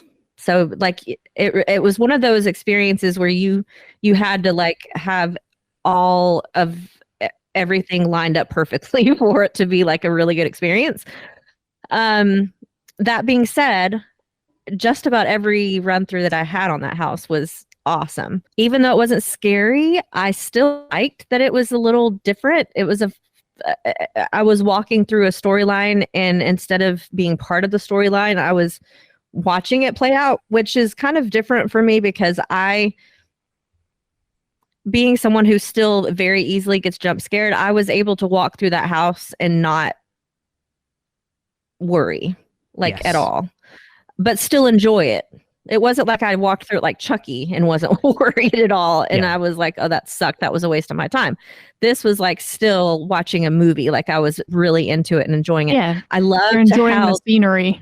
Yeah. Yeah. Like I loved all of like the light up set pieces and everything and how they integrated that. So cool. I loved how the warlocks got progressively, like their costumes changed throughout the house as they turned into dragons. That was very cool. And I loved the split ending. I was able to get all 4 endings. And I love that I was able to, most of the time, well, I shouldn't say most of the time, probably half the time, when I walked through whichever ending I chose, I was the only one in that section. Like I went through it all by myself, which I felt like such a big girl that I was able to do that. But I loved it. I thought it was awesome. Okay. I expected you to have it much higher, I'll be honest. But it just wasn't scary, which I think it could have been a little bit more scary. There might have been a way for them to pull us into the storyline somehow. Like Laura said, we were not an active participant in the story. So if they had figured out a way to pull us in and made us be fearful in some way would have kept it up in that spot. But there were just 3 others that just knocked it down. Okay. Tracy. Yes. I'm glad you picked her next. Why is that? Because I'm not sure what she's got, but I kind of made a guess, and she doesn't know what her number 4 is either. Again, I'm flip-flopping between 2. Because what I am going to go with, I'm not happy about. So it's Dueling Dragons. Yeah. Okay. For the longest time, this was my number 1. What? For the longest time. Really? Right through the event, yeah. That surprises me because I don't think we ever had a conversation that you liked it that much. I love this. It's the nostalgia and the whole set and the story going through, and it's just so visual. I absolutely adore this. It's just the ending that's knocked it down. But yeah, I got all of the endings. We did learn to loiter at the ending, and then you get your ending. And that's the issue. It's the only way you really get it. But I just love how you're just in the middle of this battle, and it's not a scary house. There's no threat to the person walking through. It's just you are in the middle of something, this skirmish. And I absolutely loved like the lit breastplates and the use of the lighting in the walls and the dry ice and all of that. I loved this. Yeah, you can see the future of Halloween Horror Nights houses in that house. Yeah. Oh yeah. And at times it was quite a dark house as well. Yeah. You know, and there was some spectacular sets as well. I mean, the Enchanted Oak. Yes. I mean, I nearly died on the spot when I saw that because it was cool. I was just, I got teary-eyed walking through there. I mean, no one's even mentioned the 2 massive dragons outside the castle at this point. I haven't even got to anywhere. Thank you very much. When it's your turn, you can talk. They were so static. It would have been better if both of the dragon heads had been working. I think they were, but it was only ever one at a time. Yeah. I loved the fact that you just you go over a drawbridge and there's a massive castle just in the middle. Mm-hmm. I love that. I think they definitely picked the right soundstage for it because you had that whole black curtained walk in that was telling you the story. Yeah, see, I hate that. House for that entryway. Like, yes, it gives you the perfect reveal for the facade, but I hate that bit. No, but what that's doing is it's not giving you anything. It's depriving you of senses. So when you turn around that corner, that reveal is even more impactful. That's what it's doing. That's a good point. What was there last year? Because I don't remember walking down that corridor last year. Because I remember it's either Chupacabra or Dead Man's Pier, but I don't remember walking. It was Dead Man's Pier. Pretty sure. I don't remember walking down that curtain corridor. No, I think it was Chupacabra because when you turn the corner, you'd see the city. And it was Chupacabra. Yeah. I don't remember walking down that corridor. Because what was the one that I always forget was a few years ago? Where it snowed and had all the willows. Body Collector's Recollections. That silver birch outside. Yeah, that. And for me, it was that same sort of breathtaking reveal when you came round. That was in the same place. That's what I'm saying. I know it was because you walked. Yeah.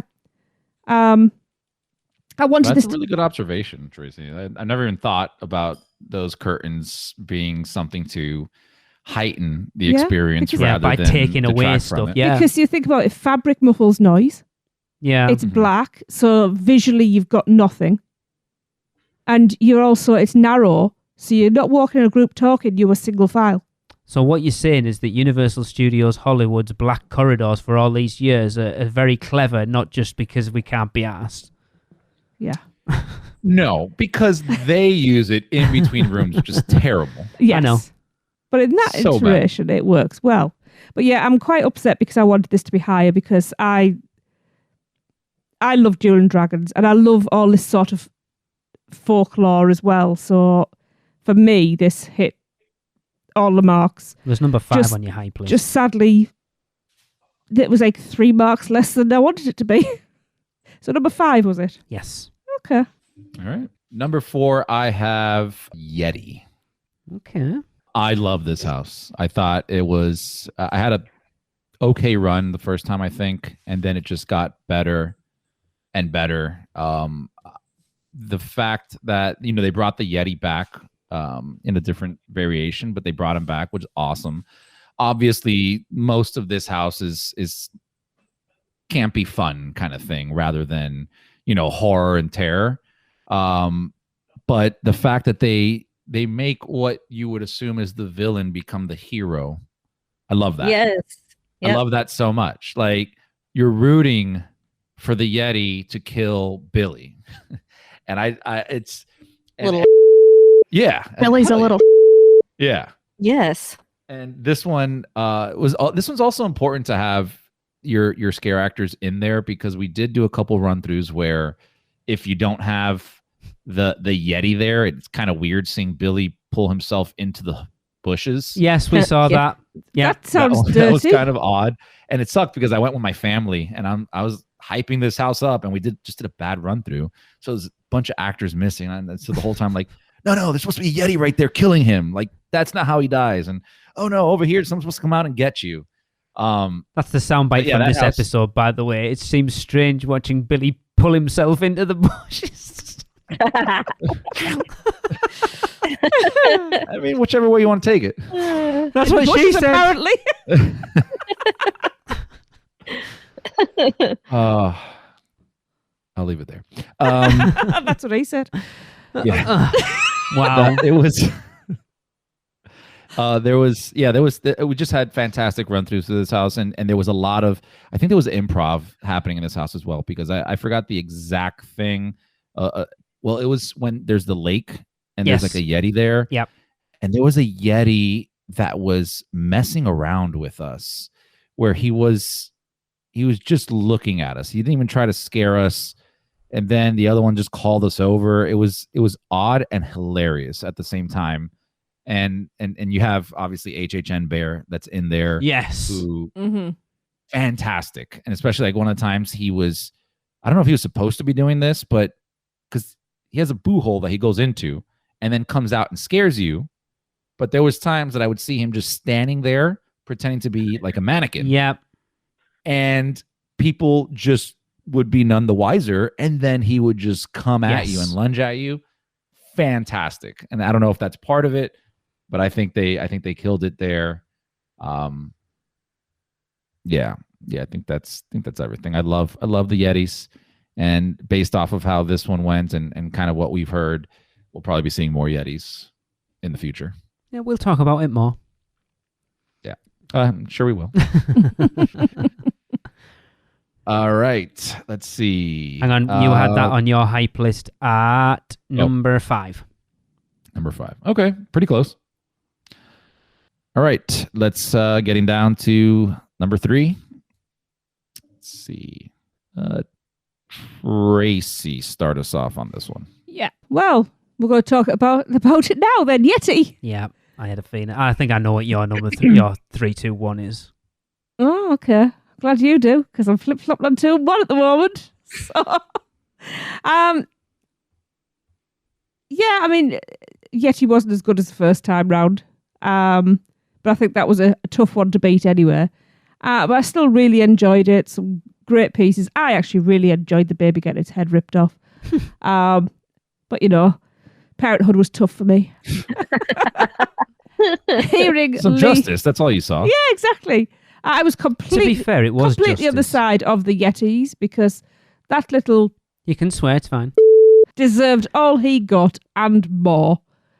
That poor baby Yeti. Yeah, I thought there was some good distraction pieces. The body in the lake. Brilliant. Yeah. Because Lee got a jump there. He may deny it, but he got a jump with the guy in the shack. And I witnessed that. What the hell are those things? Yeah.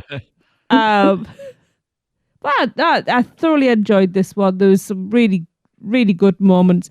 I thought the snake in the toilet was hilarious for some weird reason. Yeah. It's funny. It was funny. Yeah. But then that distracted you from the Yeti that came out the elastic window, Which is so I cool. love that. Yeah.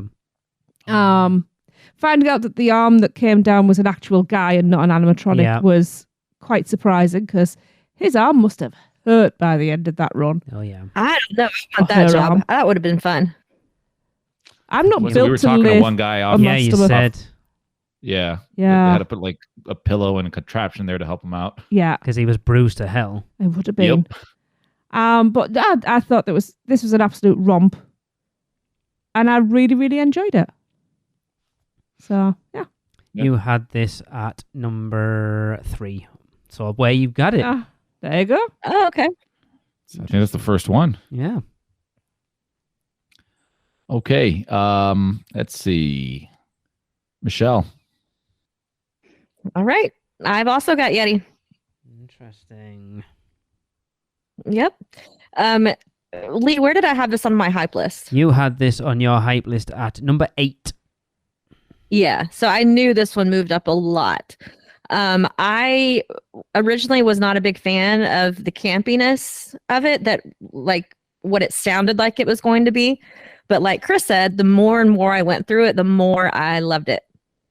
The scares got me, but they were fun scares. They were hilarious.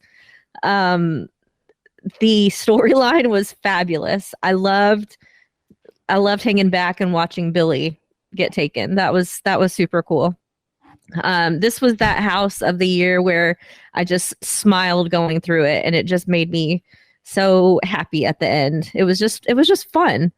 The Yetis were huge, and I loved seeing people get scared in front of me. It was a pleasureful house. And then of course that one instance that we had in there, Chris, on our RIP tour, where I started at the beginning of the line and I was pointing out the hidden frog. Mm-hmm. And by the time it got back to Chris, the Yeti, like I was pointing out the frog, and it was right across from the lake. And so we were totally ignoring the Yeti himself, who was trying to scare us, because we were looking the opposite direction. So by the time it got back to Chris, the Yeti just had given up. And so he just pointed out the frog to Chris. Nice. Brilliant. That's hilarious.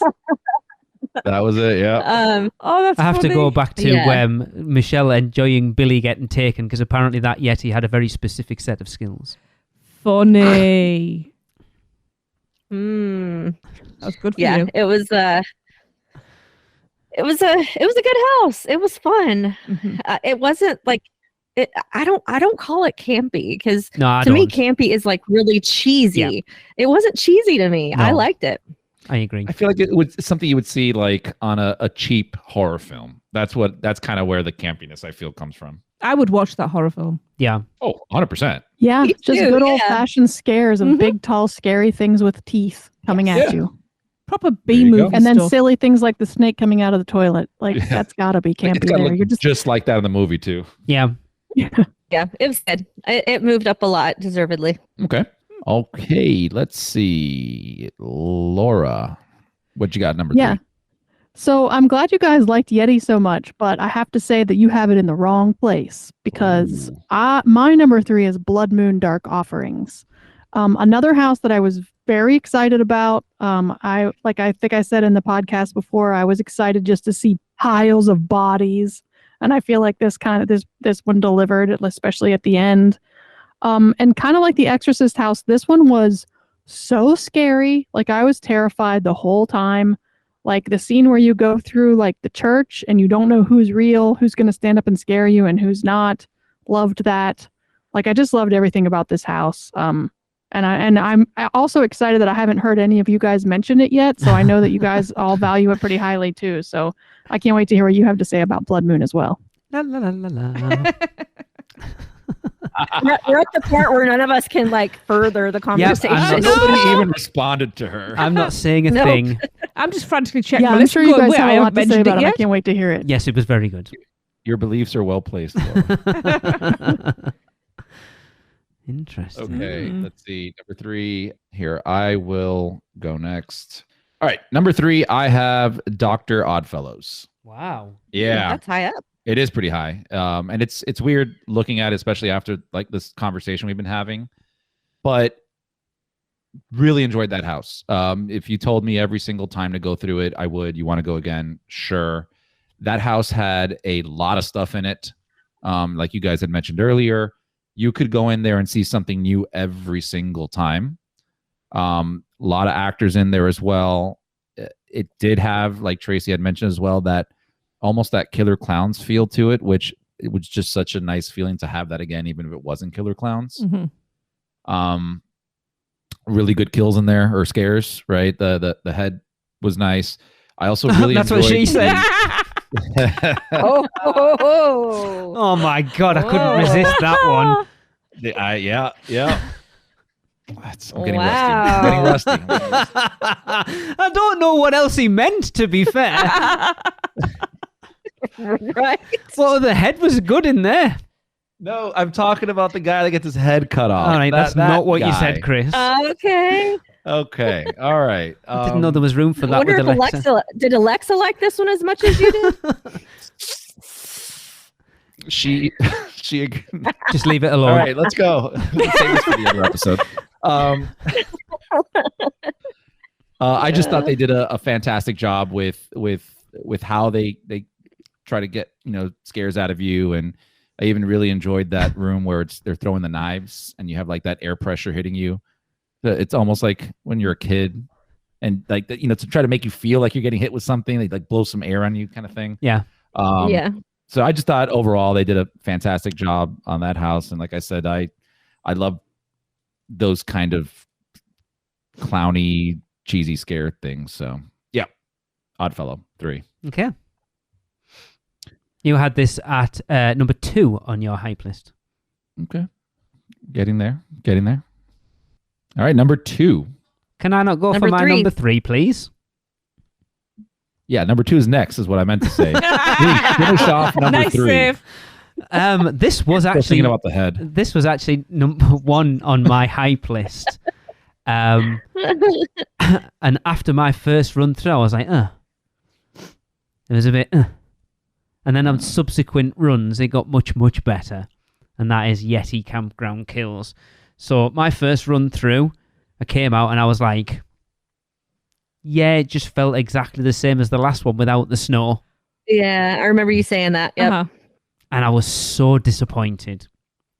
And then once I got that first run out of the way and subsequent runs, I got to see it for what it actually was, not what I wanted it to be. It was awesome. I loved it's only number 3 because the 2 houses above it are that good, quite honestly. Because I think any other year, this probably would have been my number 1 without fail. This was the soundbite house for me this year, as I've already said. What the hell are those things? And then me and Gillian, the most important one. Yeah, me and Gillian. I don't even know where it came from because we watched the run through again last night, and she doesn't even say it like that. I was ready to bang your heads together. But his mother comes out and shouts, "Has anyone seen my Billy? Billy, where are you?" But we just took it on our own and ended up doing a whole Shaggy Scooby-Doo thing. So every time we went through that house, at that point, the pair of us would just shout, "Billy, where are you?" all the time. And that was like mine and Gillian's soundbite through the whole of Horror Nights. The Yetis were awesome. That jump scare with the lake, I got Gillian with it because I actually distracted her. She got that there. I know HHN Bear scared the out of Kelly in her run through it. Yeah. The Ranger Tower was awesome. It was just fantastic from start to finish, quite honestly. Again, everything a Halloween Horror Nights house should be. Just unfortunately, it came at a year where there are 2 houses that are so much better. Such a strong year. Yeah. It was. It really was. Cool. Now we will be moving to number 2. And to lead us off on that, Michelle, please give us number 2. Okay. That also came out bad. Yeah, I know it did. Give us number 2, Michelle. Yeah. That was last week, Chris. That was last week. Okay. Okay, number 2, which will also tell you my number 1. once I say this. My number 2 is Blood Moon Dark Offerings. Okay. Again, totally interchangeable at this point. I loved Blood Moon Dark Offerings, and I know I had this one really low on my list too, my hype list. You had it at number 9. Number what? 9. Yeah, that's a big jump. Mm-hmm. I was not digging the whole like villager vibe, but this house was so freaking cool. This was the gore house of the year. This was the beautiful house of the year as well. And that they were able to combine those two items is brilliant, because last year Dead Man's Pier was beautiful, but it wasn't gory. And some might say it wasn't even scary, but it was beautiful. This one was beautiful and gory. I loved that you could see the moon from pretty much any room in the house. Yeah. That was brilliant, the way that they did that. I loved that they really made you feel like you were moving through the village, like in and out of buildings. Sometimes you were, and you really felt it. Like you really feel, okay, I'm indoors right now. Okay, now I'm outside. When technically we were inside the whole time, right? But they did such a brilliant job of differentiating indoors versus outdoors. I loved the little girls playing with the intestines. That was on the pole. So cool. Do you know what the name of that is? Because I was trying to look it up. What, a maypole? Like, yeah. A maypole. Yeah. A maypole? Yeah. It's a maypole. A may.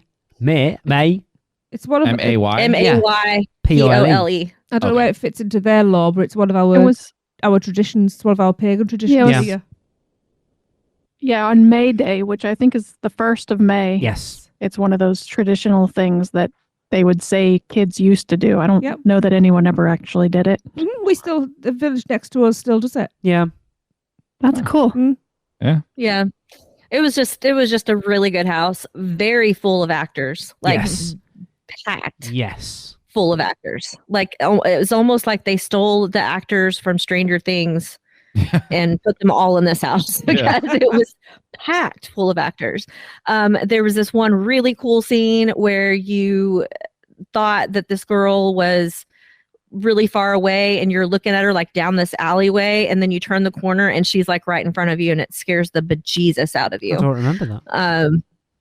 Oh really? Oh, it was so good. Like I don't know if people were able to get it all the time. I might have just been lucky, but she was down this like alleyway and she's just standing there like staring, and I was like, what the heck? Isn't is that like outside where the maypole is, or no? Yeah, but she's like between two buildings down far away from you. She was not there often, just so you know. I barely ever saw her there. Oh, so I got lucky then. But yeah, and then you turn the corner and she's like jumping out at you. It was so good. Okay. I loved this house. It was great. Okay. All right. So number 2, I will jump in here. I have to defend this a little bit because it did not get much love from you guys. I know what you've got. I have Darkest Deal at number 2. Ooh. Wow. And yeah, I know. And here's the thing. What were you going to say, Laura?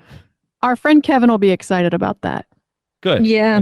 Okay. I looked at my list multiple times. I saw this sitting there. I saw the other things around it. And I'm like, this is difficult, but I'm sticking to this. And that's just because this was one of my favorite houses to go through over and over again. I think I had probably what one would consider a perfect run through the house, like completely perfect. It could not have been any better. I loved is he called the Collector? Like what's the Collector? Okay. Yeah.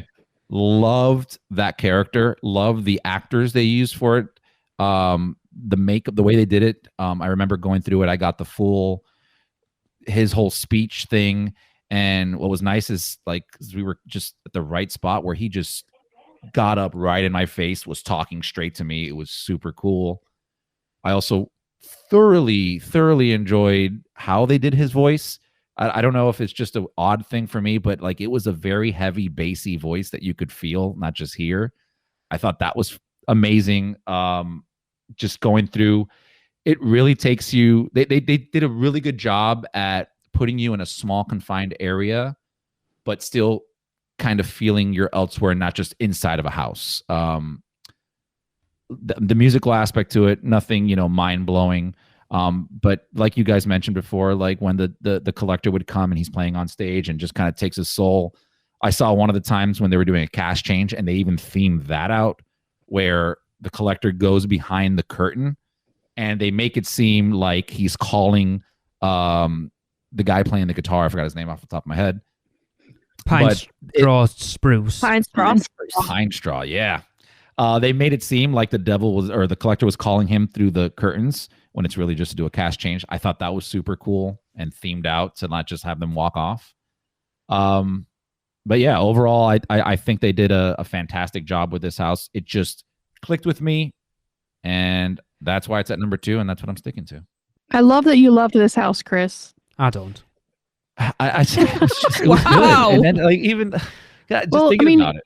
You're talking about having a perfect run through. That's got to be a big player. And anytime you get the special, like it just everything clicked, everything was right. You were in the right frame of mind. Yeah.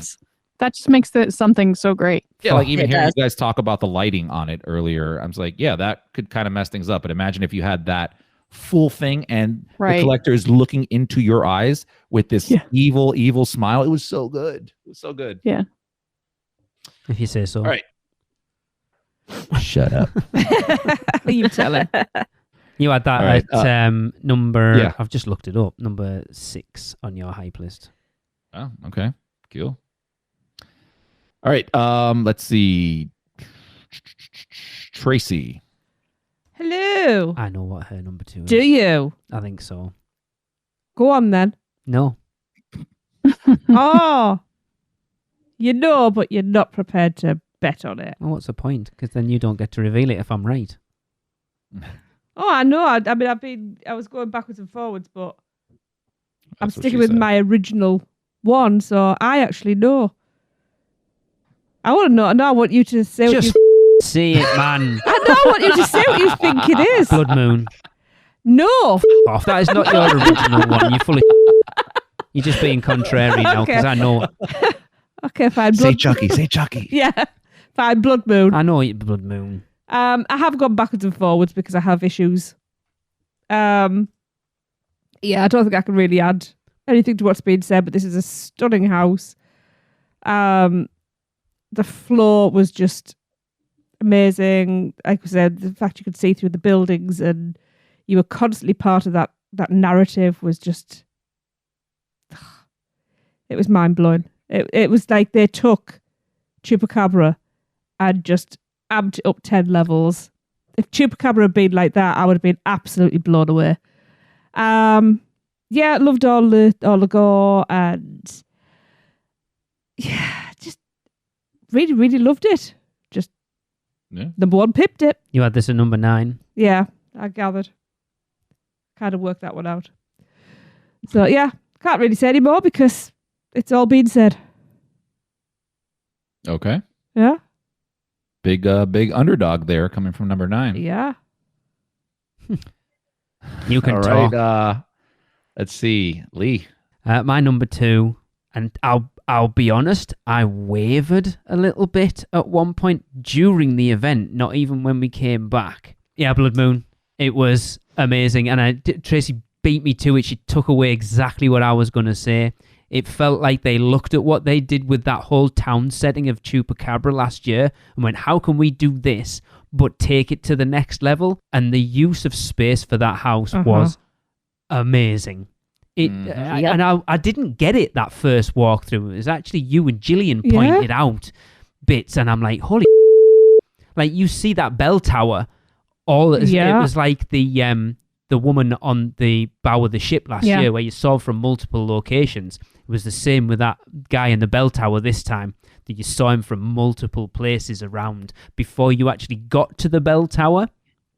And I had zero interest in this house. Even listening to the official podcast, I was like, it just sounds crap. And I had this at number 10 on my hype list. Like, I just wasn't interested in people killing people. Like, who cares? But it was phenomenal. It was so good. And again, I wavered. It overtook my number 1 for just a brief moment. But I want to talk about what Chris talked about before of getting that perfect run through.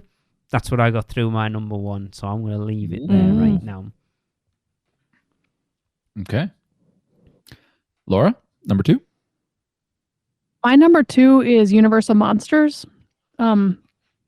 This house was incredible. Brian and I both just fell in love with it from the very beginning. Like you said before, Chris, with the rain and the guy yelling at it, just takes you completely to a different place. And then you go into these tunnels. And even though they were the basic C tier of Universal Monsters, they were not the top guys, but they were still really fun to watch. I had no idea that there would ever be somebody that might fall down on us. So when we went into the Hunchback of Notre Dame room, I raised my arms like cheering for this guy, like, yay, he's up on a thing. And then he just literally fell right at my face. I mean, it just couldn't get any better. I mean, that was a perfect run through moment for me. Awesome. Like I was excited and he fell at me. I just loved it. I love that house. A lot of people don't get that scare. Like you. Yeah, I was lucky. Honestly lucky to get that as well as you did. Yeah, maybe because I was just so hyped about it and he could see I was hyped. He's like, I'm falling now. But and like Michelle mentioned the curtains there, that the Phantom part does have a lot of curtains, but like I said on our podcast, those if you ever spend any time backstage anywhere, those curtains can be very intimidating and scary, and if you get stuck in them, it's very unsettling. So I really enjoyed even the curtains. All right. Okay. All righty. We are down to number 1. Already. Yeah. That was super fast. It's only been what? 2 weeks. Oh, that. Yeah, 2 weeks. All right. I'm going to kick us off on number 1. Blood Moon. Just Blood Moon. That's it. Yeah.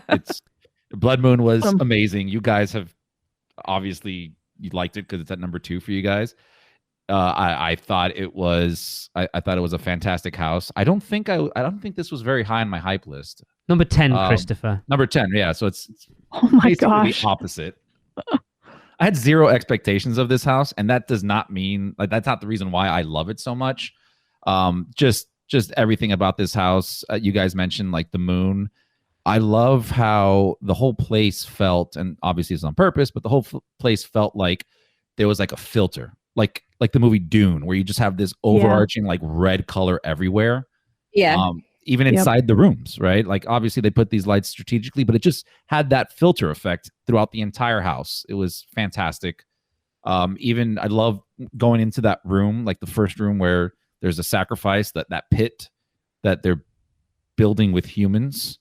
And then you get to see it actually completed when you leave the house at the end. I thought that was fantastic. And always a fan of mannequins and real people mixed in so you don't know where they are. And the fact that they could move them around, I thought that was awesome as well. And that maple pole, right? Maypole, sorry. A maple pole. A maple pole, yeah. That maypole, I loved it. Yeah. The fact that the like intestine linings instead of strings was amazing. Yeah, this was the gore house. Like this was heavy gore. For sure. Even more than The Exorcist, which is hard to say, but you know, it was awesome. And I remember one run through that we had, and again, we did this the most out of any house, so we got a lot of good run throughs. But one hilarious run through, I met up with Kenneth and Maddie from Rush of Fear, and I was with you. That was on the RIP. Was it the RIP? That was okay. That was with his friend working, right? Yep. Yeah.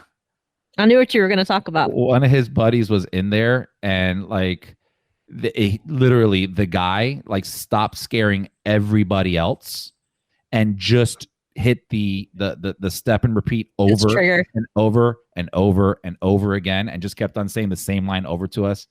It was hilarious. I thought that was one of the funniest things I've ever seen in the house, and he's just still looking menacing. He wasn't trying to be friendly. He's just trying to say, "I'm going to kill you. I'm going to barbecue." You know, he got right in our faces, like stepped out of his hole, got in our faces, and would just bam, bam, bam on the trigger. Yeah. It was amazing. Yeah. I just thought that was a fun little thing there. But aside from that, again, just phenomenal house. It's I hope they do something like that almost every year. Interesting. Yep. Yeah. I love the fact that it was your number go ahead. 10 and ended up being your number 1. Like for me, I had it at number 10. It ended up being my number 2. And like I had no interest in it. This had to be the underdog house this year. Without a doubt. Yeah. A lot of people. It's not just us here. I've read on many pages and stuff that people just love this house, and for good reason. Yep. For sure. And what's great is its location. Its wait time was never super high. No, it wasn't. No. I feel like it's because people didn't really have much like expectations for that, and they're just doing like other things. Like somebody would know what a Yeti is over what Blood Moon is. So let's go do that instead.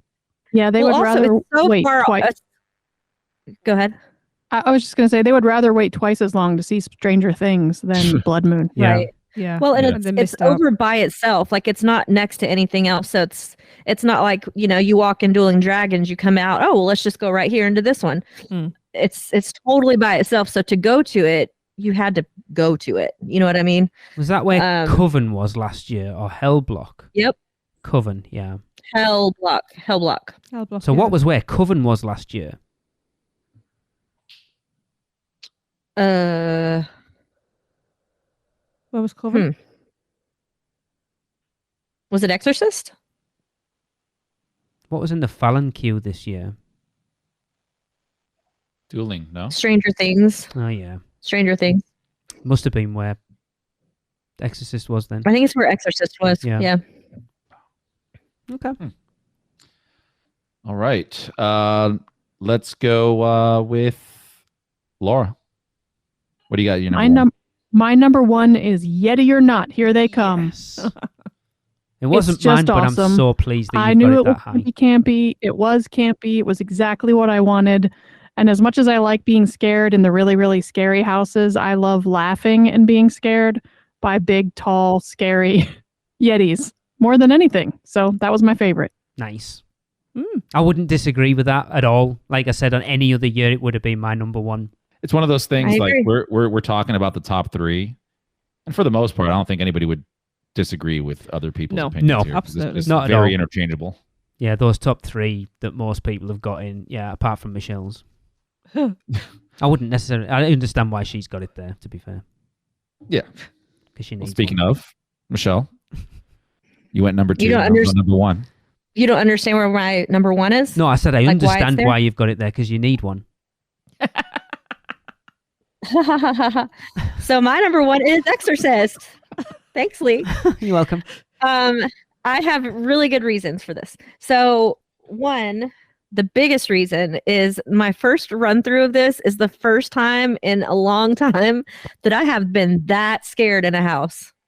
Like I was legit scared. And it felt like my first time going to HHN again, which was great. Because the demon inside her felt like it was trying to get forced out of her body. That's why she was so scared. Oh, it was so good though. Like that, and the first night, the scare actors were like on it. Like the one that was in the chair. Holy crap!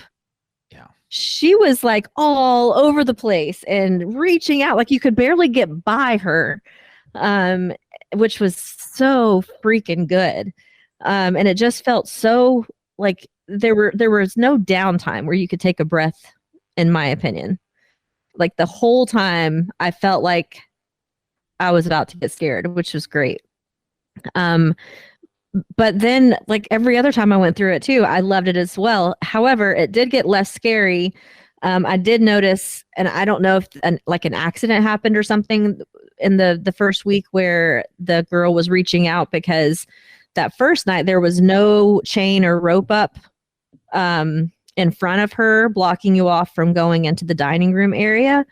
But my next time I went a couple weeks later, they had a chain up and like some kind of buffer on the floor so that you couldn't go into the dining room, and she wasn't reaching out as much.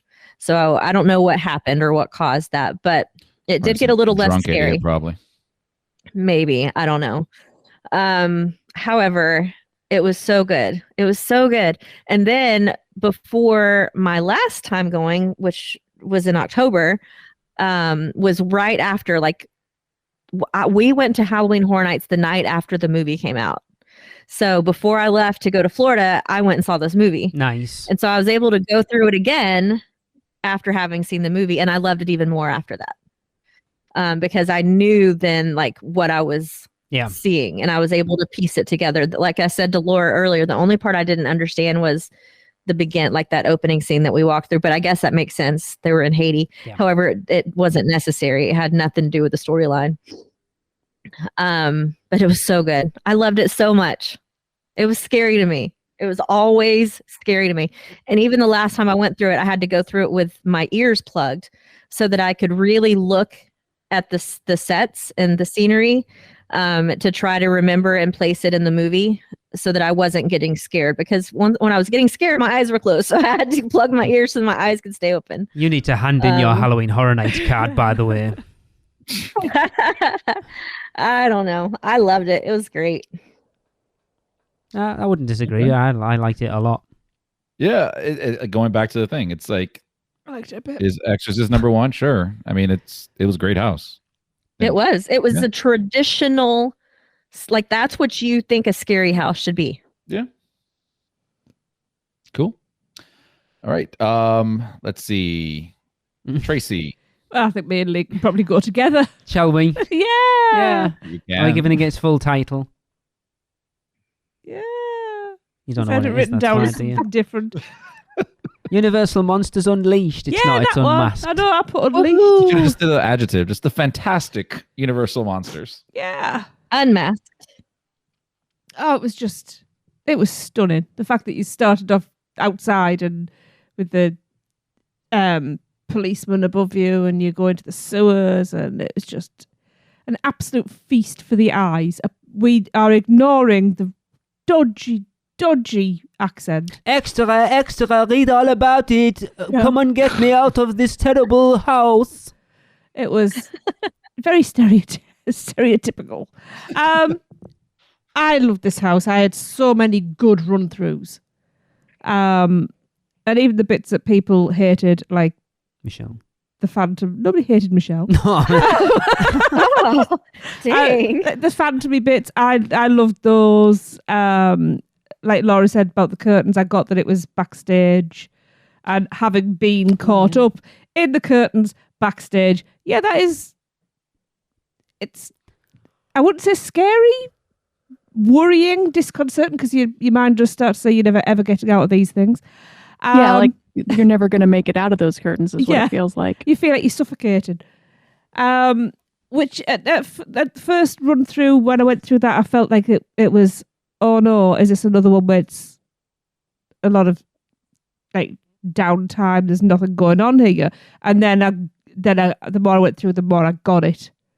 For me, The Invisible Man was my favourite, very closely followed by Hunchback and that bungee drop. There was only one time that I didn't get it, and I think that was the last run through, and he seemed to be having some trouble with his harness because there was a guy up there, and I don't think he was... We were together on that last run through. You got him, you waited. All right.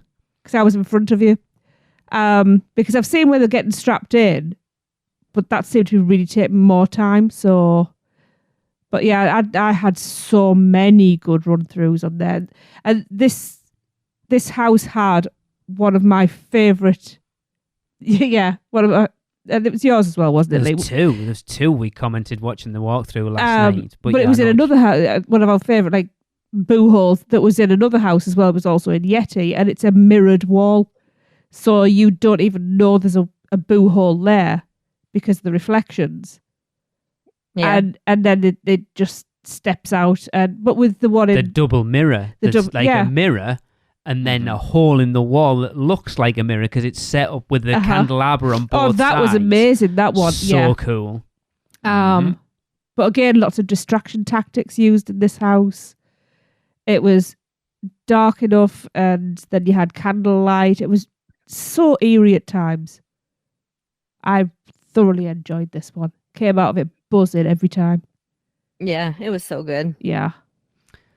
I am a huge fan of Horror Nights houses where they put scare actors in places that they don't normally put scare actors, and this had it in abundance. So that, not necessarily a scare actor, but the gendarme in the facade. Amazing. That someone pointed out later on that he's talking to someone. Turns out it's the Invisible Man, which is so cool. The entrance facade for Monsters, the Legends Collide last year was amazing. And this just took it to the next level. Absolutely. I walked in and my jaw dropped. Spine rip scene. I am a sucker for a spine rip scene. It takes me back to 2015. I adore that.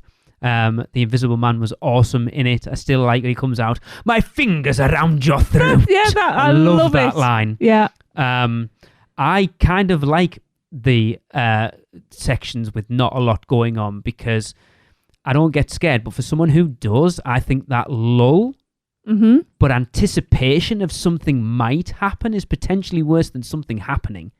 Because if you go through a house where it's scare, you're like, oh. You get desensitized. Yeah. Yeah. Give you a section where there might be a scare coming, but there doesn't, but you don't know. Sets you up even more, I think. I don't get that, but the potential for it's there. Yeah, that dodgy French accent's terrible. The bungee, every single time. The first run through that house, I saw him up there and I saw those bungee cords attached. I was like, I know what's happening here. I'm not moving. And I stood, feet planted, like gesturing him, come on. And I stood every time we went through that house waiting for him to do that. And Chucky did it in the Chucky house, but Hunchback did it much better. Oh, yes. It was just a perfect house. And you guys know I am not the biggest Universal Monsters fan at all. Yep. And especially with like C-tier level Invisible Man, Hunchback, and Dr. Jekyll and Mr. Hyde. Who looked like one of the Yetis, to be fair. Yeah. Yeah. That did confuse me the first couple of run-throughs. Just phenomenal. It was. Yeah, me too. I've wrote down on my notes here. I'm not 100%, but I'm going to say when I wrote those notes, I felt this is my favorite house of all time. Wow. At Horror Nights. Wow. What? Wow, that's big words. I would still place Yeti Terror of the Yukon above this. No, but Blood Moon pushed it hard, I'll be honest. Oh, I'm still not 100% sure I've made the right choice there. Very hard. The margin between those two houses for me, I don't think you could actually get a slip of paper between. That Sunday night we did Blood Moon for the first time at the RIP tour, and I was like, do you know what? I think that might be my number one. I was like, I found it really hard to admit it at that point because I'm like, Monsters was so good. And I don't want to admit that Blood Moon has jumped up so much that it's pushing my number one. But I'm happy with my list at this point. Okay. So I've collated them all and got it's not host because Laura isn't a host, but she's a guest host tonight. So the host and guest hosts list. So at number one, we have Blood Moon. At number two, Yeti. Okay. Monsters at number three. Joint fourth, Exorcist and Oddfellow. Then Dueling Dragons, Dark of Steel. Then joint, whatever we're at that point, eighth, I guess, Stranger Things and The Last of Us, and Chucky Way Out at number 10. I'm not unhappy with that. All right. Damn. Yeah. Stranger Things and The Last of Us holding down the rear. Yeah. Who would and by a lot. It was a big. Sad. It's a big jump. 3 of the 4 IPs being 7, 8, and 9 effectively. 8, 9, and 10 is interesting. In my opinion, they should just stop wasting their money on those expensive IPs. Yeah. I completely agree with you. I mean, and maybe have 50,000 people less coming to the park, and we'd have. I agree. Oh, which but means that they're never doesn't sound good for it. their pocketbook, Laura. Yeah. Yeah, they're not going to listen to me. I'm just suggesting it. But then the argument is $280 a piece. How much are they paying for those licenses? Are they making more money off the price of the license? Would the offset That's true. might not necessarily be as big a deal as you think. That's true. Run the numbers, Universal. Run the numbers. But don't forget, they're bringing people in just for having them. That's a very good point. Yes, Tracy's point. The merchandising, is huge. Even though I was very disappointed with the Last of Us merch this year. To be fair, very. They had 5 things, I think: a T-shirt, a long sleeve T-shirt, a mug, another T-shirt, and a coaster, I think. Oh, it screams Last of Us. The last place you sure put your does. cup of tea. Oh, you know, it's the apocalypse, but you don't dare leave a tea ring on that table. Yeah, exactly. Use a coaster. Well, we're nearly 2.5 hours in at this point, everyone. I hope you stuck with us till the end. Good luck editing. I'm not editing. All you, one of you. Yeah. And Brian. I'm Brian. No, Brian off an hour and a half ago. I don't blame him. You were giving him enough abuse at the beginning. That's what he likes. All right. I should have. I'm starving. Before we Me too. deviate any further, let's wrap this bad boy up. So that is going to end another podcast, and we will do so with a Universal Is. This time it comes from Jack Teal. And thanks for joining us, and we'll see you back next week for more Universal Orlando content. But for now, Jack says Universal is my therapy. Mine too, buddy. That was another episode of the unofficial Universal Orlando podcast, the best and only podcast about Universal Orlando on the island. Check us out on social media on Facebook, Instagram, Twitter, YouTube, and Pinterest. Just search UUO Podcast. For all the podcasts, news, and articles, check out our blog at uuopodcast.com. Contact us at podcast@uuopodcast.com. Join the Producers Club by emailing us at uuopproducers@gmail.com. Listen and subscribe to the podcast on Apple Podcasts, Spotify, Google Podcasts, Stitcher, and everywhere else podcasts are found. Check out our friends, the Theme Park Duo, for all your other theme park news, and email Michelle at portkeyvacations.net to book your next trip. So until next time, this is Amity 6, call off the Marines, we're coming home.